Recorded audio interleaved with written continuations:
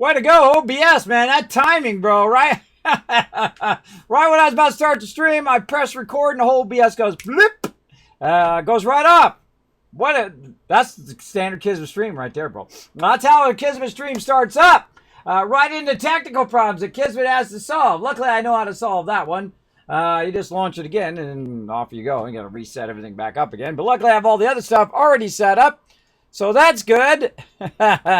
But we're going to get into it. We're going to play some 7 Days to Die tonight. Going to have some fun. Feel free to come and join me. I'm on the Discord right now. Now, I forgot to run that battle last time. Sorry about that, everybody. There was an update. So I went and ran the update.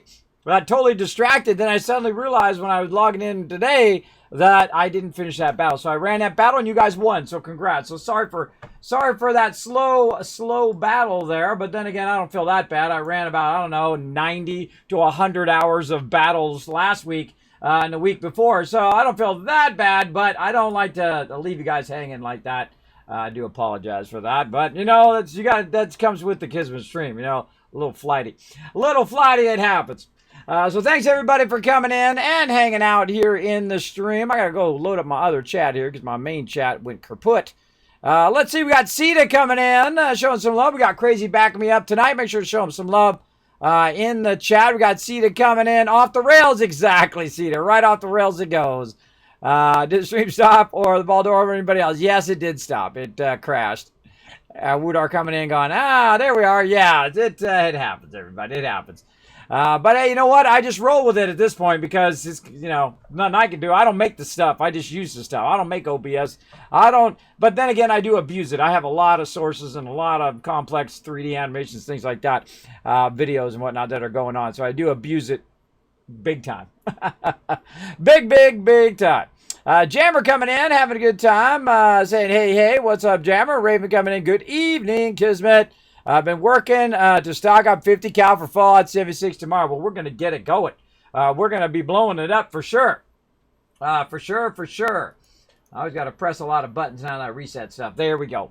All right. And we'll go ahead and get that Norbert dance going for you here in just a second, Woodar. I see it there. It wasn't missed. It's in there. I got to do it when I'm in my other screen. I can't do it on this particular screen. I have to manually do it too. It doesn't just automatically do it. That's too bad it doesn't do that. It'd be nice, but such is the way it goes. So Cita coming in with 9 months of sub love. We'll go ahead and replay that again when we get into my next screen as well. Usually I don't have all my alerts and stuff here on the top screen because I like talking to you guys. Hello. Now we're going to play some 7 Days to Die, and I've actually am sitting in the game right now letting it run a little bit.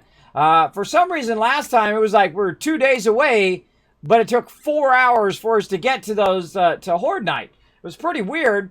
So I'm going to see how it goes tonight. We're on day 46. And so 47, 48, and 49 should get us pretty close to Horde Night. But I got tons of things to do. Now, if you didn't notice, I put out a tweet both to YouTube themselves and to all of you guys on Discord. And on Twitter, that I did resume my uploads to YouTube. They took my feedback, and I'm sure a whole lot of other people's feedback, and they actually changed it. And it's actually exactly how I said they should put it. Yeah, Kismet knows his production. I'm telling you. It's awesome. You just take all your videos and you drag them up there. Then they go and they upload and they process and they do all of that. Then you come back later and you got 1 or 2 screens that you go between and you fill in all the information. And then it's really like 5 screens, but it's all in one, right? It's like it goes into a draft, you pick it up. Because, you know, that stuff, when they add an extra step or they add an extra 2 or like an extra 5 steps they did, and you got to come in and out of different sections and do all that, it sucks up so much of my time that I just stopped uploading. I mean, like 300 videos have not been uploaded to YouTube because of that terrible system they had. But now they finally fixed it, and now I can go through, set up the first page, second page, third page, and just do it really quickly, and then there's 1 video. And then 299 to go. And then there's 299, and then 298 to go, and then 297. See, that's a lot of work for me to do to put that up on my YouTube channel. But I'm going to have so many videos on there that you're going to get 1 a day until April 16th. Just to catch up where I am right now. It's going to run until April 16th of next year. of 2021. That's right, 4 months into next year, you'll still be getting those videos just to try to catch up. Now, some days I don't stream and stuff like that, but I do stream multiple times a day. Eventually, I will be doubling up on those where I'll be doing 2 of those. But right now, I'm just going to backlog my whole back catalog first, and then I'll be doubling up probably 2 a day, just like my stream here. So after the stream, then there'll be one that goes tonight, and then usually every night at around 12 midnight. Those old streams will start rolling in. So if you missed some crazy building of mine, if you missed those videos up there on YouTube, the whole reason I upload them is for you guys anyway. It doesn't do me any good. It's like, it is not worth the time to spend hundreds of hours to upload for $1, right? That's basically what you earn on YouTube, or at least what I earn, is like $1 a month. That's not really worth it, I think, in terms of hours invested and time done. But that's just me, right? That's just me and my time. I would rather be streaming and hanging out with you guys and hanging out here anyway and playing some games than sit there and work on that stuff because they have a bad system. But I give credit where credit is due. They did listen to feedback, and I love it when they do. And then they actually went in and changed it, and now it is actually great. It's actually really good. Exactly how I need it to be. Put it in there, runs in there, and put my end titles and do all my stuff. Easy peasy, and then on to the next thing. I don't want to sit there and do that for, 50% of my week. Take 4 days just to upload my videos. I don't think so. But thank you to all the peeps at YouTube who actually did a good job. So, they screw up a lot. I ain't going to lie. YouTube is like the king of bad choices, man. They're always making bad choices over there. But that was a good choice. Good job, YouTube. Good job. Much love to you guys for actually making good choices. They are pretty rare in these day and times. Hey, it's G. What's up? What's up? What's up? Thanks for being here. All right, it's time to get into playing some 7 Days to Die. Let's do it.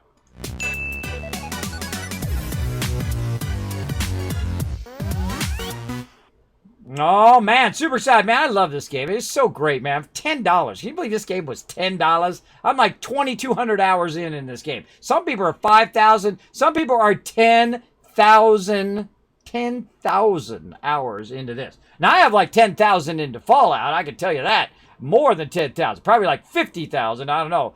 In the entire Fallout series, not just one Fallout. I have a lot of hours into that one. Probably other ones. Let's see. What other ones would be up in that level?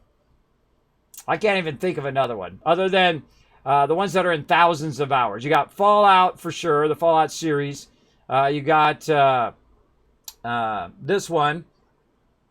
I can't think of any other one. I can't think of any other one that is up in that level that I enjoy to that level. Probably some of those older games, old school games like Rescue Raiders back in the day. Maybe that one. Pure solo run, not even close, bro. Not even close. I got my crew. I got the Teamwork Tycoons coming in and lending a hand. Speaking of my bros, I got to hook them up with the server info over here. Let me go ahead and get it going on. And again, I'm just going to let the time run here because for some reason my time thing is not working well. There's always a lot for Kismet to do. There's a lot for me to do. I'm a busy guy. And I've been working really hard on those videos. And man, I'm also working on all my stuff here on Twitch. Working on all my clips and stuff. That's just thousands and thousands of hours that I'm going to need to invest to make all that stuff fixed up and how I want it to be. On top of doing all the other stuff that I want to do as well. Now, as you can see, we've upgraded our base. If you haven't been around in a while, we've upgraded all the concrete. This is a pre-existing point of interest, aka POI. There's the info, everybody. I put the new info into there. Everybody's good to go. Your base looks great. Well, this is not even close yet. We want to go outside. Let's take a look. Now, what we did, let me turn my sound back on. What we did is we went ahead and grabbed a pre-existing point of interest here. And then we went in and we fixed it up. Now, I added, of course, a tree farm at the top, glass on the top. We added glass to the windows. I put in some Spanish tile. You can see down here, Anion went in and made a awesome farm right here. I put in this outer part. We all worked together to get stone and convert the stone. Of course, my crew does an amazing job of working together. That's what mine is all about. I love working together with other peeps. I think it creates a much more fun than fighting versus each other and all of that stuff. And as you can see, C's been out here working on the spikes and whatnot. And I've been working on the outer wall, what I call the Kismet kill box. Incredibly effective. We've also got an outer bomb wall. And these things right here, these are turret stands. So you can actually put your turret on there, if I had it on there. The rubber hand coming in with 5 months of sub love. Thank you so much for that. And also, we're going to go ahead and replay Aceita's right here as well, coming up next. Bam, there it is. Thank you so much, also, Aceita, for 9 months of sub love. Let's see lots of love in the chat, everybody. Also, we're going to have my buddy Norbert.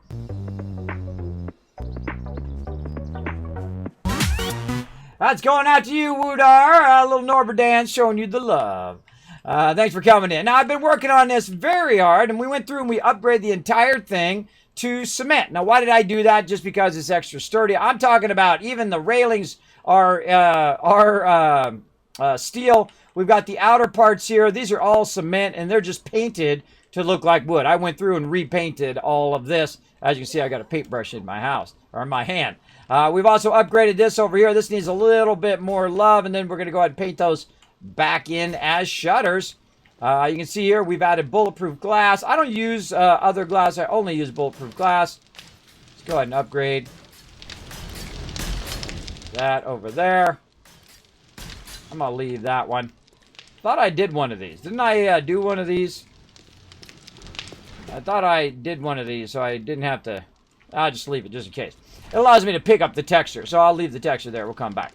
But all of this is already upgraded, and you can see I've actually colored it wood. This down here is cement, but I colored it stone, whatnot. We're going to extend our farm a bit in so that he can come over here as well. We'll get to that. And you can see up above, I've added bulletproof glass all above. Now, again, this is not just one person working together. This is a team of peeps working together, making things really awesome. So I'm going to go ahead and get in team with everybody. There we go. We're going to come through and we're just going to paint it up. Now, we did all the hard work, which is upgrading and all of that. We've also got automated doors. As you can see, they automatically open, and then I don't do nothing, and they automatically close. And I've been upgrading it to concrete so then I can kind of finalize it and color it in.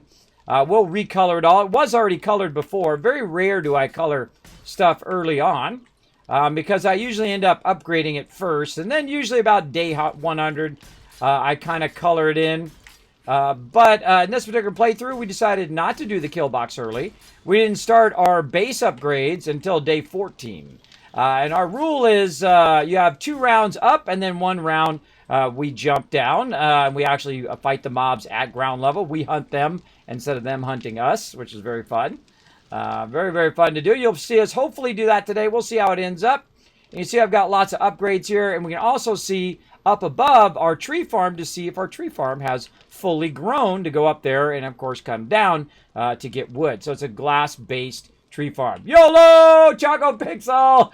You saw that video. You saw that video. I rolled out those videos finally on YouTube. Oh, man. That YouTube, man, that's a lot of work, bro. It doesn't seem like you just upload your video or whatever, but it's like you got to take it, you got to edit it, you got to adjust the audio. I put up what's known as an in screen on it. I process it for like 3 to 4 hours. I then upload it, which I have a fast upload at least now. Instead of 8 hours per video, it's like 10 minutes or so per video. And I have 300 videos, so that's, 3,000 minutes. And so I upload it. Then you have to put in all the information, and you want to make a thumbnail, you can do that too. And then you put in more information. Each one takes like 5 minutes. Well, 5 times 300 is a lot of minutes, bro. Plus all the... Oh, this is where I did. I did up here. Yeah, I did it right there. I thought I had done that somewhere. We'll come back to that.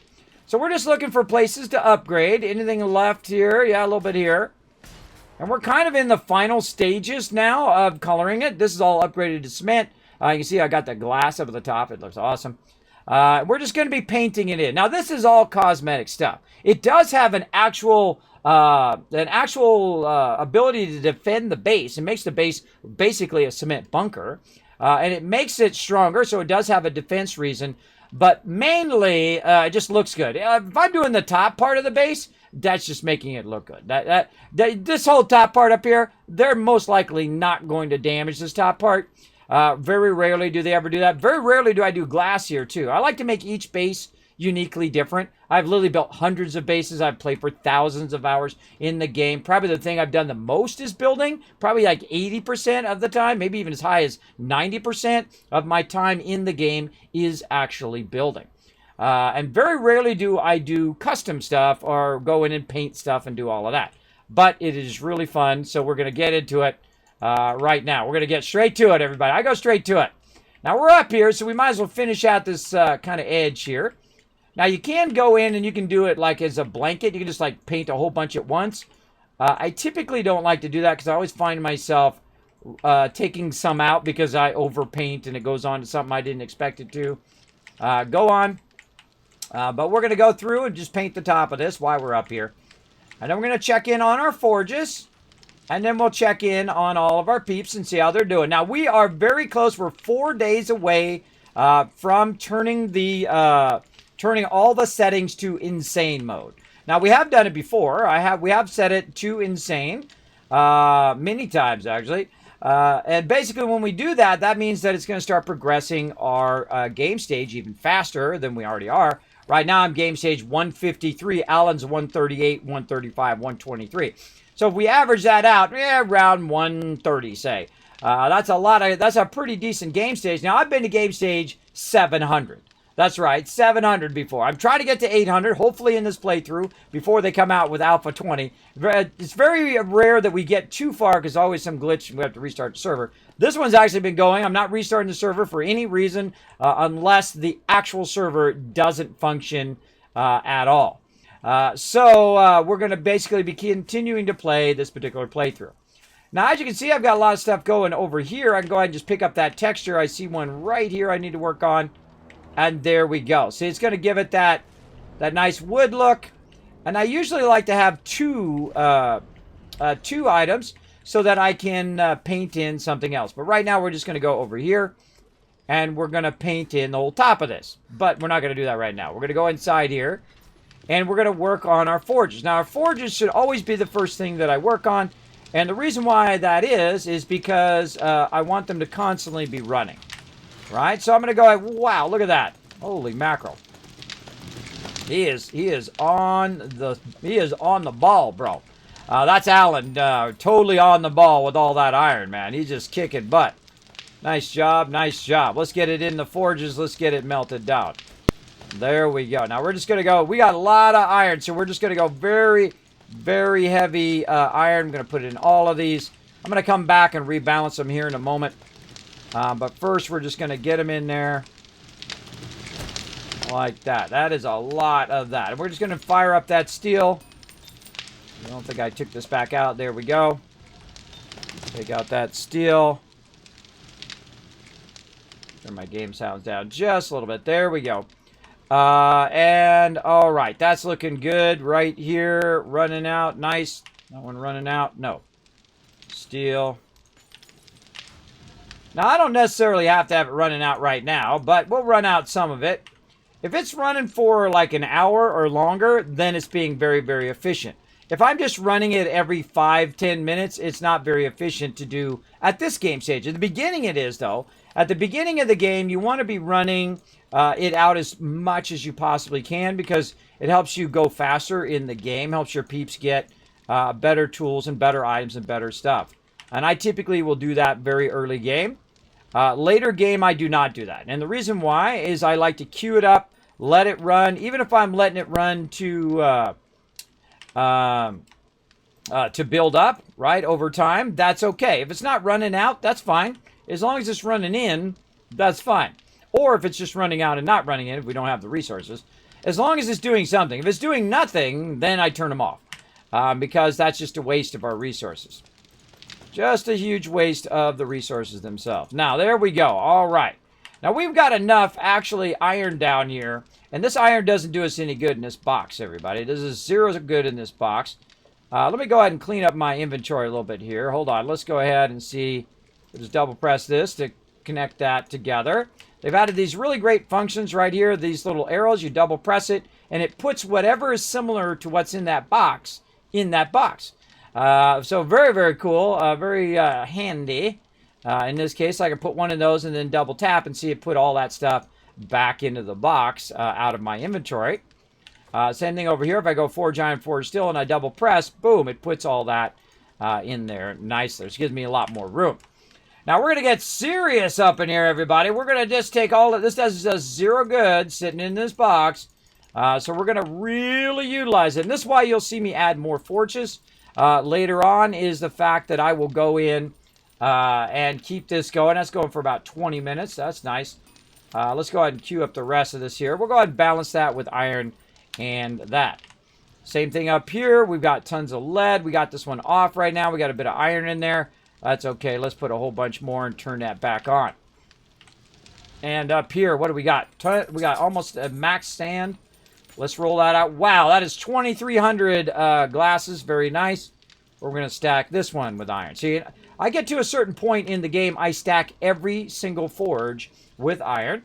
Now, one of the ones that I'm not going to do with iron right now is my bulletproof glass, because these three right here are doing bulletproof glass. But if I run low on iron, then I'll do it. Like this one needs lead, so we'll go ahead and stack that. Let's go back down and see what this one needs. This one needs lead also. Put that in there. Now, we've got plenty of lead in our other forges, so we're fine there. So we're going to go ahead and just heavy stack some of this with lead as well as sand. Sand is the thing it uses the most of when you're doing glass. So you want to constantly keep your sand going and then mix it with something else. Like in this case, I'm going to tell you all three of these is going to need lead after I queue these. Yeah, there we go. See, it went right down. See, that's the thing it runs out of typically first is lead. All right, now that's going to be running for all that right there. That's going to be running for like 2 hours, so I don't have to worry about it. Over here, we got our stones going. Very nice. Our stone is melting down. I'm going to stop this and then re-queue it all at the same time. There we go. That allows me to see how much time I have left on that particular one. Oh, there we go. Getting full. Concrete. Oh, concrete over here. Oh, boy. We got way too much sand. All right. Let's go ahead and put that in there. Grab a couple of this stone out here. And we're just going to do a little switcheroo with this stone. We're going to put that up there. We're going to take that out. We're going to put this here. We're going to take that out. We're going to put this in there. And then we're going to go ahead and get some of this out. There we go. Oh, full stacks only. Full stacks only. Then, whoop, whoop. Oh, no. We want to do this. Sorry. Yeah. Get that out. Put this in. There we go. All right. Now we're balancing out. Because it's also got stone in there. So I meant to press it once. I pressed it twice. All right. So that's going for a while. And then what do we got over here? We got some more over here. So we'll take this out. Put this in. We got a little room to take this out too. Get that going. Oh boy. Wow. Okay. We are really rolling in the cement. That is for sure. And see, this is just being very diligent about collecting and very diligent about running this stuff out. Now, that's getting too full. Difficult for me to keep feeding that in there. Like I've got a finished concrete box and whatnot. Getting to the stage now where I'm getting a bit overwhelmed with that amount of stuff. So here's what you do. Now, I'm going to go back over here, and I'm going to tell it to go doot, doot, and put all that stuff back in there so it gives me some room. Right? And then we need to start this stuff running. So let's go over here and clear this so we can do that, so we can do the thing, so we can do the stuff. You'll get the idea here in a second. Now, look at all this concrete. Ooh, mama, we got so much concrete. It is so beautiful. That'd make a grown man cry right there. All right, now we got another thing of concrete, so we're going to go ahead and use our boxes over here. And I'm going to go ahead and put this box. I'm going to try to put it right there. I got to take that candle out right there. There we go. All right, take that candle out, put that right there. And then this one is going to be concrete overflow. There we go. All right, then we're just going to put that in there, and then we double press, and it puts the rest of it in there for us. All right, very nice. Oh, I got to unlock that box, too. Unlock the box. All right, there we go. And now we're going to go in and keep on going. Now, you see that I'm a busy guy. I go right to it, man. I don't mess around. I go right to it and get it going on. There we go. We'll catch up on chat a little bit. I already got to go, but I'll leave the stream on for the extra viewer. Thank you, Choco Pixel, for the lurker love. Appreciate it. Hey, Yeti, what's up? Hey, Amethyst, how you doing? Doing good. Did you restart with 19.1 or migrate old? I just kept the same one going. Once it goes stable, I don't restart the server unless I absolutely have to. I prefer to keep it going. And then we reach day 50, we're going to go ahead and crank it to max settings. So we'll have insane mode. We'll already have the loot doesn't respawn for 5,000 days. That we already got. But we'll also push beyond that where we're really doing a lot. Really doing a lot of stuff. Now, again, I start max queuing at this point, and that's where I just say, okay, 6,000. I'm going to select all copies, so I don't have to type that again, and then mix. So I start mixing 6,000 per thing because that's the maximum you can mix in there. Now, right now it says 3,000. The reason why is because I only have 3,000 sand, 3,000 cement, and so on. So I've got to, only have 3,000 cement, which means I can only queue that much. But if we go back in the box over here, we can see we got plenty of cement in here. Let's just keep running that into my inventory as best we can. There we go. And now we'll try it again. We'll say 6,000. Boom. There it goes. Off it goes. All right. Nice. Then over here, another 6,000. Now, why am I not evenly mixing those between all of those? Is because I already have a gigantic box full of it. And I have overflow in another box. So there's no reason to be in a hurry. And I feel like that's a big mistake that a lot of people do with the game. Is that in the later game, they're still in that same hurry they were in the earlier game. The whole point of being in the later game is you've built up enough resources to where you don't have to sit and watch this all the time. Especially if you're solo playing. Now, I'm not solo playing. I'm playing with an awesome team. But if you're solo playing, you can't be sitting here and micromanaging these forges. You're never going to get any resources. You're never going to get any quests done. You're never going to get anything else done other than sitting here and babysitting these forges. You definitely don't want to be doing that. How are we doing on wood here? Looking pretty rock solid. Let's see. Let's go ahead and over here. Let's go ahead and cut this up into nice little slices. We got to put that. Let's put that back in the box. Right over there. Ooh, mama, look at that. Nice. We got to get some of that stuff out of there. Look at all this random stuff that no one's ever going to use. Like all of these could get out of there now. So it's like people just keep putting stuff in the box, right? Somebody went in and sorted this, but nobody said, well, hey, we got too many of these impact drivers. Let's go ahead and, like I'll grab one. Let's go ahead and get rid of the other ones, the ones who are level 3s and 4s, right? And usually that's my job. And people put stuff in there like they're going to use them, like they're going to use a level 3 wrench, a level 4 wrench when you got sockets right up here. They're not using any of those. They got sockets up there. They're not even going to use a level 3 socket. So it just sucks up all the space. And then people want me to make more boxes. You don't need to make more boxes. You don't need to have 15 wrenches in there. You don't need it. In fact, your wrenches should be over here after a while. And this is for making workbenches. Now, I put them over here. And then when I don't have any room there, I go, oh, God, now I'm totally out of room. Maybe over here. We'll put them in this one, right? And I like to keep wrenches. That's fine. But before making workbenches, which I'm going to put in the upper level. But just keep throwing more and more and more and more stuff in there, expecting people to actually use it when they're not going to use it. They're not going to use these chainsaws. Everyone's probably got a chainsaw by now, right? They already got a level 5 chainsaw. So the level 3 is going to start either be scrapped to make more level 5s, or they can be sold. Same thing with the augers now. We got tons of augers. Everybody should have an auger by now. We don't need to have the extra augers anymore. Those ones can be run out. These could be run out. I'm sure we can make ratchets that were level 5s now. The level 4s can be gotten rid of. We got a whole bunch of nail guns for no reason. You don't need that many nail guns. In fact, the nail guns don't even belong in there. I believe that nail guns and these do not belong actually in the toolbox. It's actually a building item, not necessarily a tool. So it should belong over here in the building box. Now, of course, we got some other stuff in here we can take out of here. And some of this stuff we could probably clean house on here at some point. Like this, I'm going to scrap. Should I scrap that? You know what? I'm going to cancel that. It's not worth scrapping. We'll keep it for now. But you get the general idea. Let's go ahead and put our bedrolls over here in food and water. Now, see, the thing is not to overwhelm the box, right? There should be just one box with all the stuff in there, right? If you're overwhelming the box, you're doing it wrong. You don't need 15 boxes of stone. If you have 15 boxes of stone, you wasted a lot of time collecting stone because you're not really using it at that moment, right? Oh, I knew I missed one right there. ran out of space. All right. Speaking of stone, let's put some of the stone back. There we go. You're just doing too much stone at the same time. Now let's see if we can go ahead and get all of this back out of here. There we go. Oh, let's run through and come on, mouse. There we go. Let's run through and make sure we running out the rest of this. Hold on. And we're checking it. Okay, 1,000. It's going to run for 1,000 minutes. It's got plenty. This one running out. Go. Nice. Top one. Running out. Go. I don't have to really run it out. I can wait till it goes to 30,000 and then run it for an hour.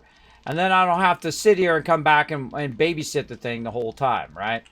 Again, that's the stage you should eventually want to get to, where you're just doing this, right? You're queuing 6,000 concrete in there at the same time and letting it run for a few hours. Oh my God, there's more there. Man, we got a lot of concrete queued up. That is an insane amount of concrete. All right, we got this one going. Let's make sure that we're running this one out. Taking that in, we're looking at it's how long it's going to run. We're running it out.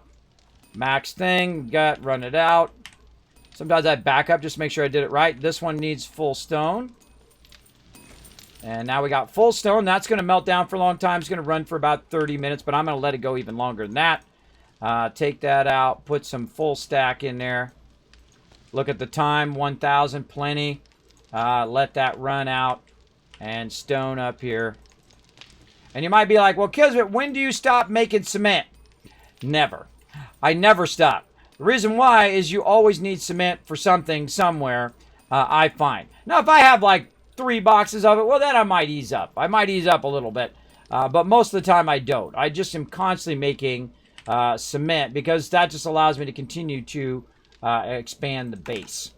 And that's what we will do constantly. All right, very nice. And there we go. I think we got enough for just one more round up here. And again, we have all this stone. It doesn't do us no good sitting in that box. Wow, we have 6 of them going for 6,000. That's 36,000, I think. Let's see, 12, 24, 36. Yeah, 36,000 cement just going right there. That's pretty hardcore, bro. There's another 6,000 right there. And then whatever's left over in this one, we'll run that. Okay, now that also cleared out our box, right? So instead of making another box for more cement, our cement box is full. No, this box should never be full. It should be running out, right? If I have this much stone, we don't need to be collecting stone. If I have this much iron, we don't need to be collecting iron. We don't need to be collecting clay. We're fine. We got enough. We're good. Something else. Work on crafting materials. Work on getting recipes. Work on looting other stuff that we don't have a lot of, right? That's a better use. Go work on quests to build up your quest ability, that kind of thing. Those are much better usage than having massive overflow of stuff. And he's doing an amazing job of collecting, though. He's really crushing it big time. Crushing it. Look at all these dukes in here, too. Look at that. Wow. That is an awesome amount of dukes. Probably the most dukes I've ever seen. Look at that, everybody. That is a lot of dukes. My peeps just crushing it. Crushing it. And my job is to micromanage all this stuff, to keep all this stuff rocking and rolling, to make decisions on the base and with the crew. And so that's what I do. Now, the other thing I like to do, let's go and put this wood back. Oh, we forgot to balance the rest of these. Hold on, we got to balance these. This one's at 300, so we're going to go ahead. Usually what I do is I just come in and add a little 750. If I see that it's getting down in below 500, there we go, another 750 there. Another 750. And this will allow it to run for a really long time. That one's already got 500. Let's take the 500 out and just put a 750. There we go. And the reason why I do 750 is because 750 is easy to split. That's why I chose that specific number. Because you can cut 6,000 into 3,000, 3,000 to 1,500, and 1,500 into 750. And 750 is a reasonable amount to put in there that you don't want to let run for too long, right? You don't want to let it run for too long where it runs out of stuff to melt down and it runs out of stuff to melt in. So it's usually a good place to hit right about now. And, you know, let's just turn that off, take that out, max that, cut that in half, cut it in half again, cut it in half again. Nice 750. There you go. Boom. How we look at our bulletproof glass? Getting a little low on that one. There we go. That's what I call balancing. Where you're balancing your how much time's left on there. I'm just going to take that out. Just rebalance all of those.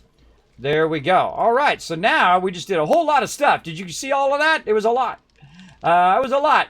Now that may seem like a lot of forges, but I've done way more than that. I mean, I've done a wall full of forges. I mean, I've done 50, 100 forges in a row. I mean, we built some serious mega bases. Bases so big that actually if you zoom all the way out on the map, it goes from the edge of the map to the edge of the map. That's right, the cement biome. You go see it on my YouTube channel if you want to check it out.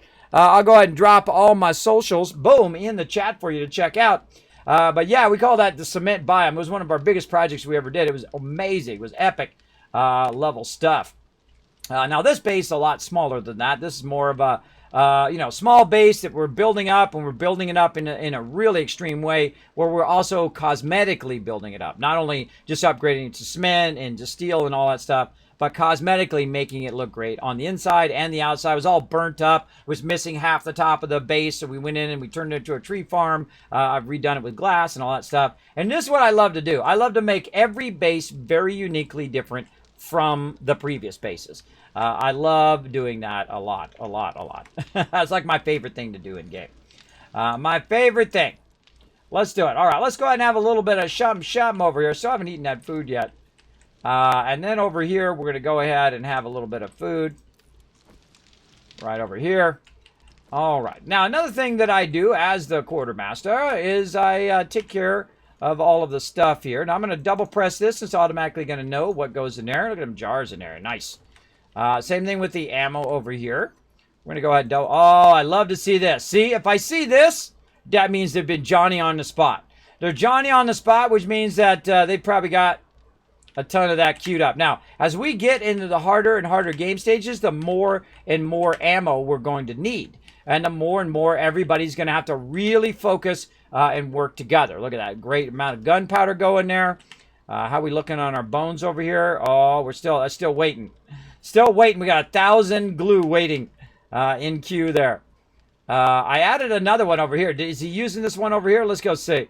I really got to relabel all of these two. He's using that one also. I really like that one to be the, and that's why I have them labeled, bones and glue, because I like to be able to go over here and make something. If he's in the middle of making something over here, I have to stop what he's doing and then tell him to re-queue it and all that stuff. So that's why I'm making him more of them over there, so he can just run gunpowder over there and run gunpowder on the end here. And then these are more for other peeps who are doing gas and other stuff over there. So if he's running gunpowder in every single one, which takes a long time, which is great. That's how you want to queue them up. But it also locks out everybody else. And you don't really want to do that. You don't want to monopolize every single chemistry station. Otherwise, if I need glue in the moment, which I don't really need right now, I actually have plenty in there, 292, and a good amount of duct tape. But always not a great idea to lock everybody out on those. There we go. So let's go ahead. Now, one of the other things I do is go around the benches, and I kind of pick stuff up, and I put it away wherever it goes for whoever hasn't picked it up. And each person who takes over a certain responsibility of the group is responsible for running this stuff out and then picking it up and putting it away. And if I'm here and I'm, at the beginning when I first log in, I'll go and do it. But most of the time, they will take care of it.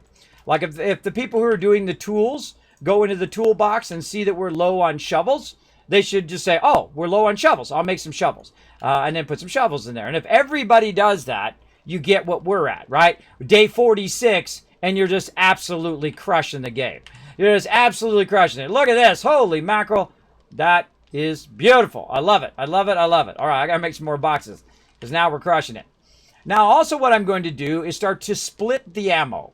And that means that I'm going to go ahead and start making boxes that go outside the thing. Oh, thank you for the reminder on the battle. Thank you so much, Crazy. We'll start that battle here in just a moment. Let's see. Storage. There we go. I spelled it right. Wood storage. There we go. How many can we make? 6 of them. All right, let's make them. So what I'll do is I'll start to move some, because we're at the stage now where we can move it outside the base.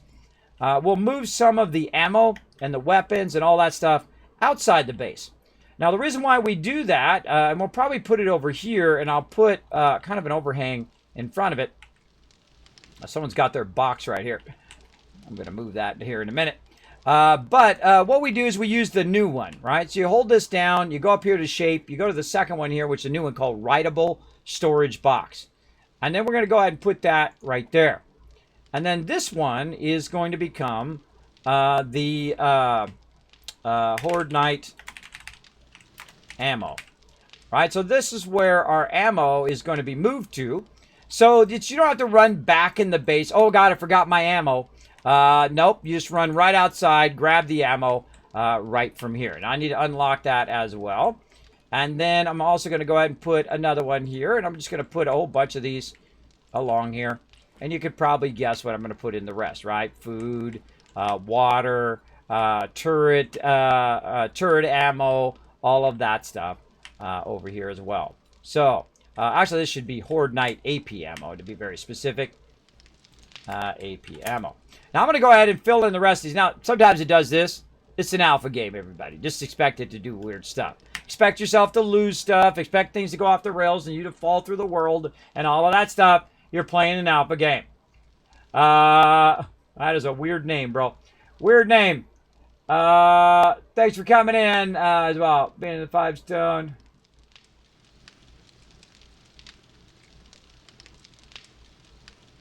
And so is it useful to move stations? I move stations all the time. I don't know how useful it is in solo. I mean, it's only you. But I move them around to optimize them. For sure.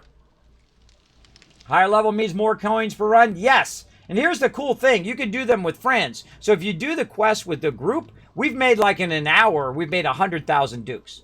With all of us together, just running together and doing quests together. That's the way you can make crazy tons of dukes. Instead of just having people individually going on quests, you can share quests with each other. It's a really great mechanic because it encourages everybody to go together instead of going solo and doing that, which is really cool. Let's see, food and water. Oh, we're going to do the stream raiders. Let's get stream raiders going.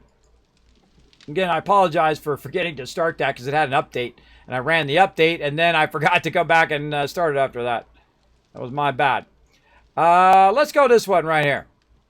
Let's go. Let's get this going. Now, mods, by the way, in the future, we're just going to start at the top of the stream. I meant to start at the top of the stream. I got distracted. I meant to start it right away. So we're just going to go back to starting right at the top of the stream so I don't forget and let it run too long. All right. Bam. There we go. Come and join us, everybody. The link's right there in the chat. Let's do it.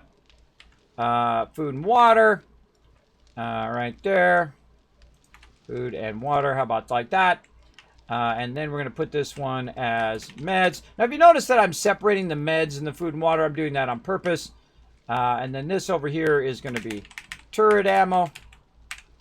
And the reason why I separate it is because if you're in the middle of Horde Night, you don't want to be locked out of the meds box. If someone's grabbing food and water, or they're grabbing AP ammo, and you're trying to grab the meds box, the med box is a good time to be separate then, so that people can get in there and do it. So all the overflow now of our food and water, all the overflow of our AP ammo, which is what I'm collecting right now, which is the reason why I made this, is going to go up into here. Now this is, what do you call it, 762. And we're going to go ahead and put this back into this box, though, because this is kind of a more rare ammo, this 44. So we'll put that in there. So what I'm going to do is go ahead and sort this out. And I'm going to go ahead and grab all the individual stacks out of here. Now, again, sometimes they're like, Kismet, we got too much. Believe me, we don't got too much. We don't got too much. We want to keep making it so that we don't have to think about, oh, God, we're running low. Ammo and gunpowder are the things that take the longest, especially the packaged stuff here. And as long as we keep that going, everybody's styling and profiling. The second we stop doing that, that's when we run out and everyone's like, oh God, we don't have enough ammo. But then again, we just go melee if we had to. Now, you're going to see me take all of the packaged ones out first. And we'll take out some of this. I'm just going to go back and forth and start to feed it up here. And this is something I do every single time. Start to migrate the stuff up here. Again, I'm going to keep this... actually, you know what? I will bring the 44 up here. That's what I will. And just keep that separate. And the reason why I have it down here is just when people are coming in and out of the base, they can go ahead and grab it. I'm just going to go ahead and grab all of that out of there as well.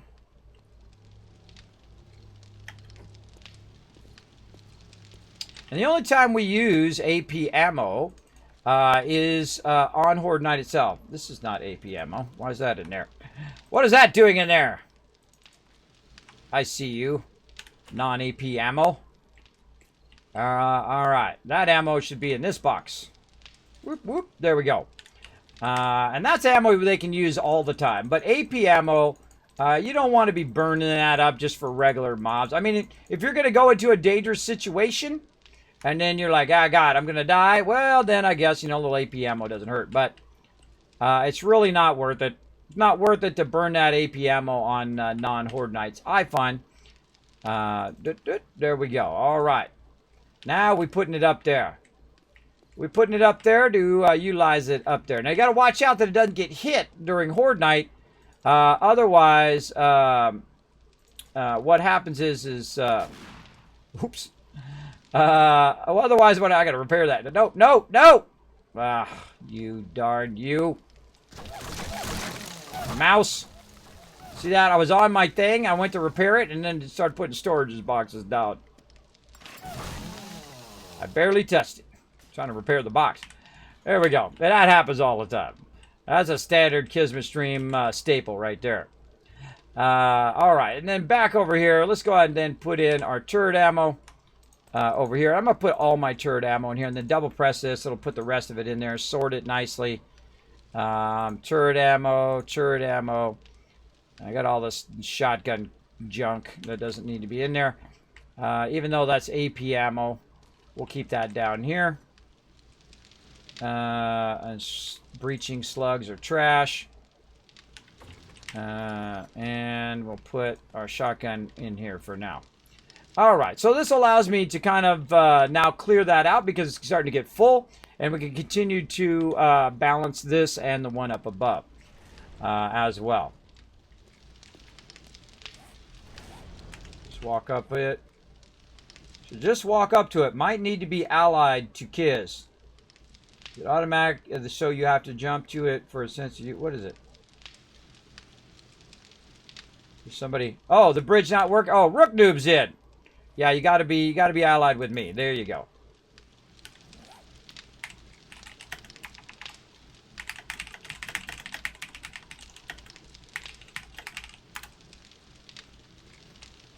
Yeah, it only works off of me because I'm the one who made it. So there you go. There you go, bro. There you go. Render glitch. I know when that happens in my... Oh, it happens all the time. Sometimes it'll also do it with the forges. Sometimes it doesn't do it, by the way. You know, last time it was glitching all these forges, and now not. Now not glitching. It's one of those things. I feel it's like a login thing sometimes. All right, this is trash right here. These shotgun breaching. Now, normally what I would do is I would put them in the forges, but it's a waste of my time. So I'm going to say, hey, get that out of here. Those are off to the trader. Off to the trader. Now, I've got a bit of overflow stuff here also with wrenches and all of that. This one actually can be gotten rid of and so on. So we'll put a little bit of that in there. All the rest of this is just, I mean, I can make those. No one's using them. No one's going to use them. Get rid of them. They're just sucking up space in the base. Sucking up space in the base. Okay, now we're going to go ahead and do a quick little sort with the stuff I got on me. Just by double-clicking here, I can sort all this stuff into its appropriate box, which is pretty awesome. Really fantastic new feature of Alpha 19 are these little sort buttons. Allows you to sort it. Now, it used to be you sort it by clicking on the bag, but you don't do that anymore. You use these three sort buttons over here, which the first one is just general sort the inventory by category. Then this one will fill up the existing stacks, and then if you press it again, it'll put anything that is the same as whatever's in there. By double pressing it, it'll go into that particular box. In this case, we want to put that wood back in there too. We got a bunch of glass we get to do here in a bit. We got some 44 ammo that's useless. Again, see, I hate keeping that stuff. It's like get it out of my base because it just sucks up space. We've got enough stuff and enough space being sucked up. All right, I'm going to go ahead and grab a lot of these. I'm going to save these still because I know I'm going to use those. I'm going to put them in concrete overflow for right now. And I'll come back to them later. I'm going to make a bunch of benches out of those, which I can then use later on. What else? Okay, we got some building stuff. Put that in there, put that in there, put all that stuff in there. Let's put our wire tool in there. Now we're getting down to it. Look at that, my inventory getting nice and cleaned up here. I've also got a level 6 wrench, which I could replace with an impact driver, though I like the ratchet more. I don't know. Well, we're gonna check. We're gonna test out the impact driver and see if they fixed that. One of the funny things about the impact driver is that it will go and it takes your stamina. You use it. It's like, oh my god, doing this is so much stamina. My stamina is going down from using my finger. It's like the weirdest thing. It's like all the other things don't use stamina, like your auger and your chainsaw, but for some reason the impact driver uses stamina. I don't understand their reasoning, but hey, that's on them. There we go. Why do we have gasoline in here? Taking that gasoline out of there. Taking it out. Putting it back where it goes. Over here. Now, I've only got one last thing. Repair kits. And then I get to do something else I really love to do. That's super, super fun. And that's to go over here and to sort my boxes. Oh, Rock Noob's in there right now. Now he's in that one. Sort the boxes. Now, one of my favorite things to do is to sort the box. So we're going to hit R, and we're going to grab everything out of that first box. And we're going to go to the second box. We're going to grab everything out of there. We're going to run down the boxes. Oh, it looks like somebody sorted the boxes. Or we don't have a lot of stuff. This is one of my favorite things to do because I get to show you guys the sorting. And now they have new sorting. The new sorting is even better than the old sorting. And sometimes people come in and they just start sorting my stuff. And it triggers me. You know why? Because they keep putting too much junk into my weapons. They keep putting too much junk into the stuff. Like, we don't need level 4 weapons or level 4 armor or level 4 tools or an old iron shovel or whatever. We don't need any of that stuff. So if you're going to sort, make sure you don't go into someone else's house and change their furniture. If you know what I mean. Don't come into Kismet's house and start changing my furniture around, start putting stuff where it shouldn't go. Best thing to do is to ask me and say, Kismet, where does this go? Or what should I do with this particular thing? That's usually the best idea to do. Or just watch how I do it and then copy that. Now, here's what we're going to do. We're going to go ahead and just press this button twice, and it's going to find anything it can stack, like we've got sham and whatnot there. And then we're going to come over here to this food, and we're going to double press that, and anything it can stack, it's going to try to stack in there. Now, this is full, and the problem with having this full is it should never really be full in there, right? It should never be full of the original resources, right? I'm a very much a proponent of that, right? Like, this stuff should be converted into food, should be converting into water constantly, and then you have an overflow of finished materials and not an overflow of raw materials, right? So that's why you'll see me running stuff out constantly doing cement, constantly doing that stuff. So in the moment in which you need it, it's there. It's not like you got to say, oh, well, hold on, I got to go and take care of that right now because you've already got it going from before. So I'm going to go ahead and double press this. What are you doing? Me. What are you doing, Rook Noob? Are you sorting my stuff? You better be doing it good because I'm just going to come back and have to redo it. Do it good. Rook Noob is actually really good at sorting. So we'll see how he does. See if I get triggered or not. I don't get triggered all that often. I got triggered the other day when my darn stem packs weren't working. That was bad. I mean, I must have pressed the button like 15 times. The whole darn thing was not working. But then it started working later on, so I don't know. You know, I'm not my job to sit here and beta test the games all day. I don't want to sit here and beta test the games. This ain't my job.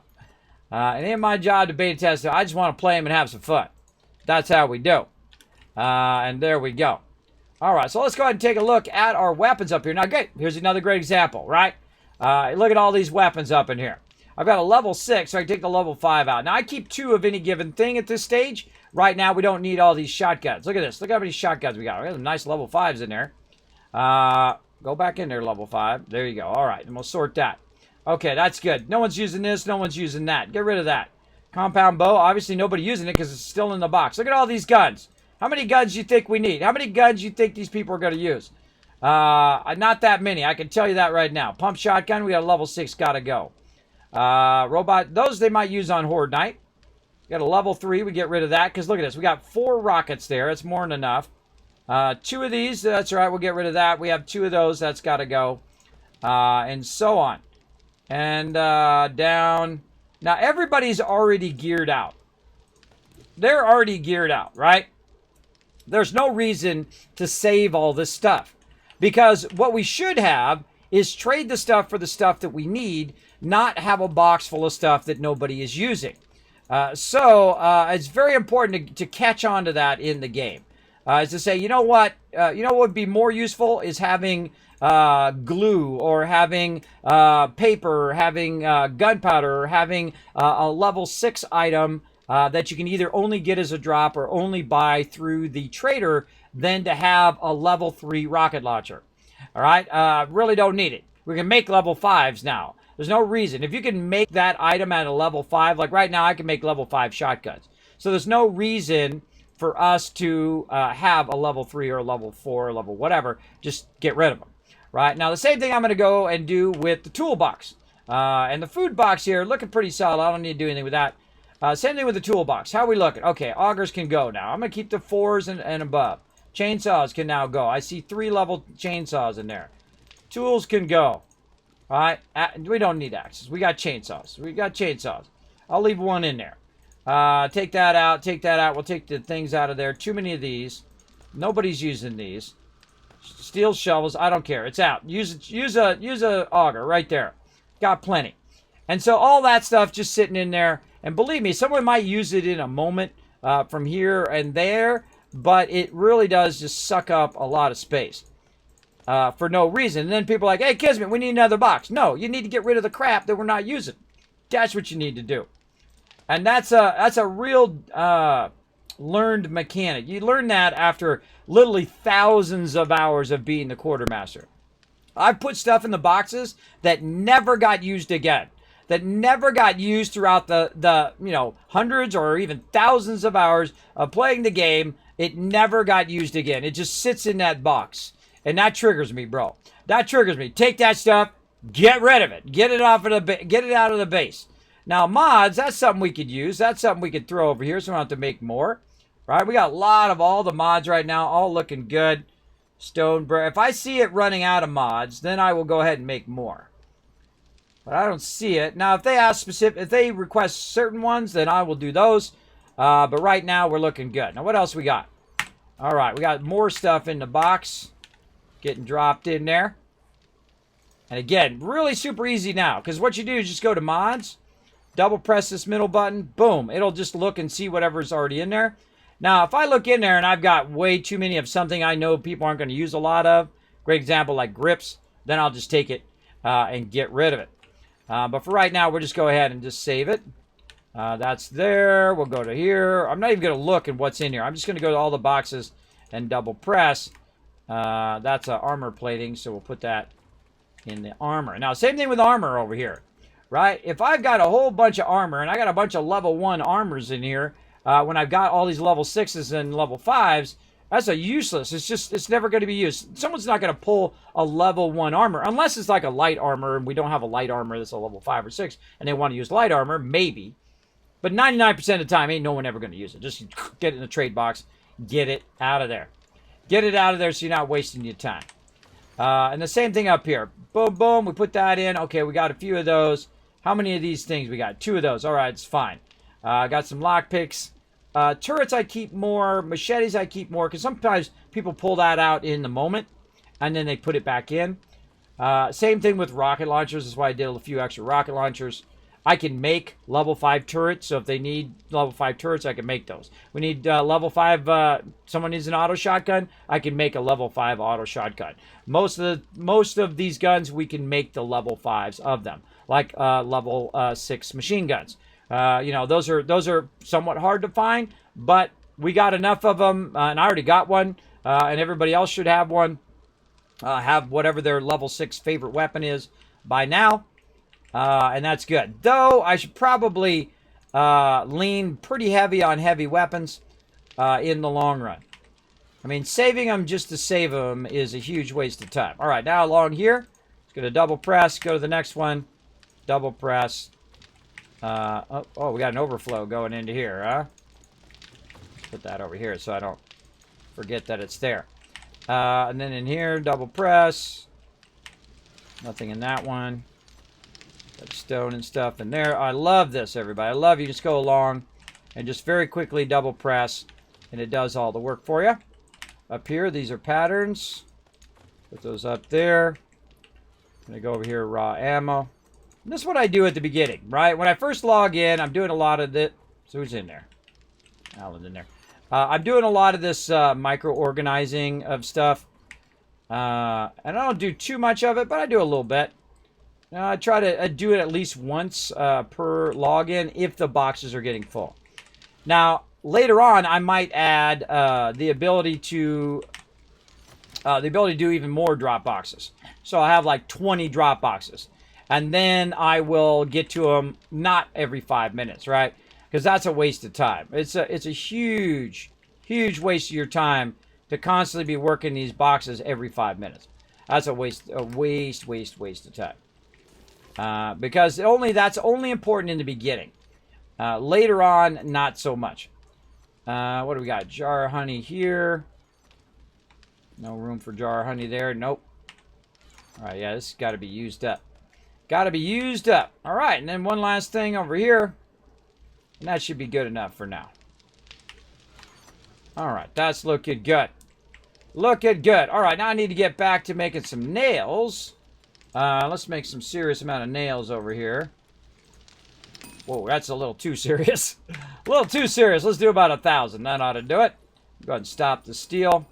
Now, also, I'm just running out an insane amount of forged steel as well. And that steel is going to be, the outside of our base is going to be completely steeled in. And we'll get to that in a bit. We got lots to do. That's what I love about this game. You always have lots to do. Now, we're coming up on Horde Night, so we're going to see if we make it, unless the time gets all wonky. There we go. Talking there. Now, again, if you have a comment or question for me, make sure you use my name. Could you please unlock the weapon box for us? Which weapon box? Which weapon box? The upstairs weapon box?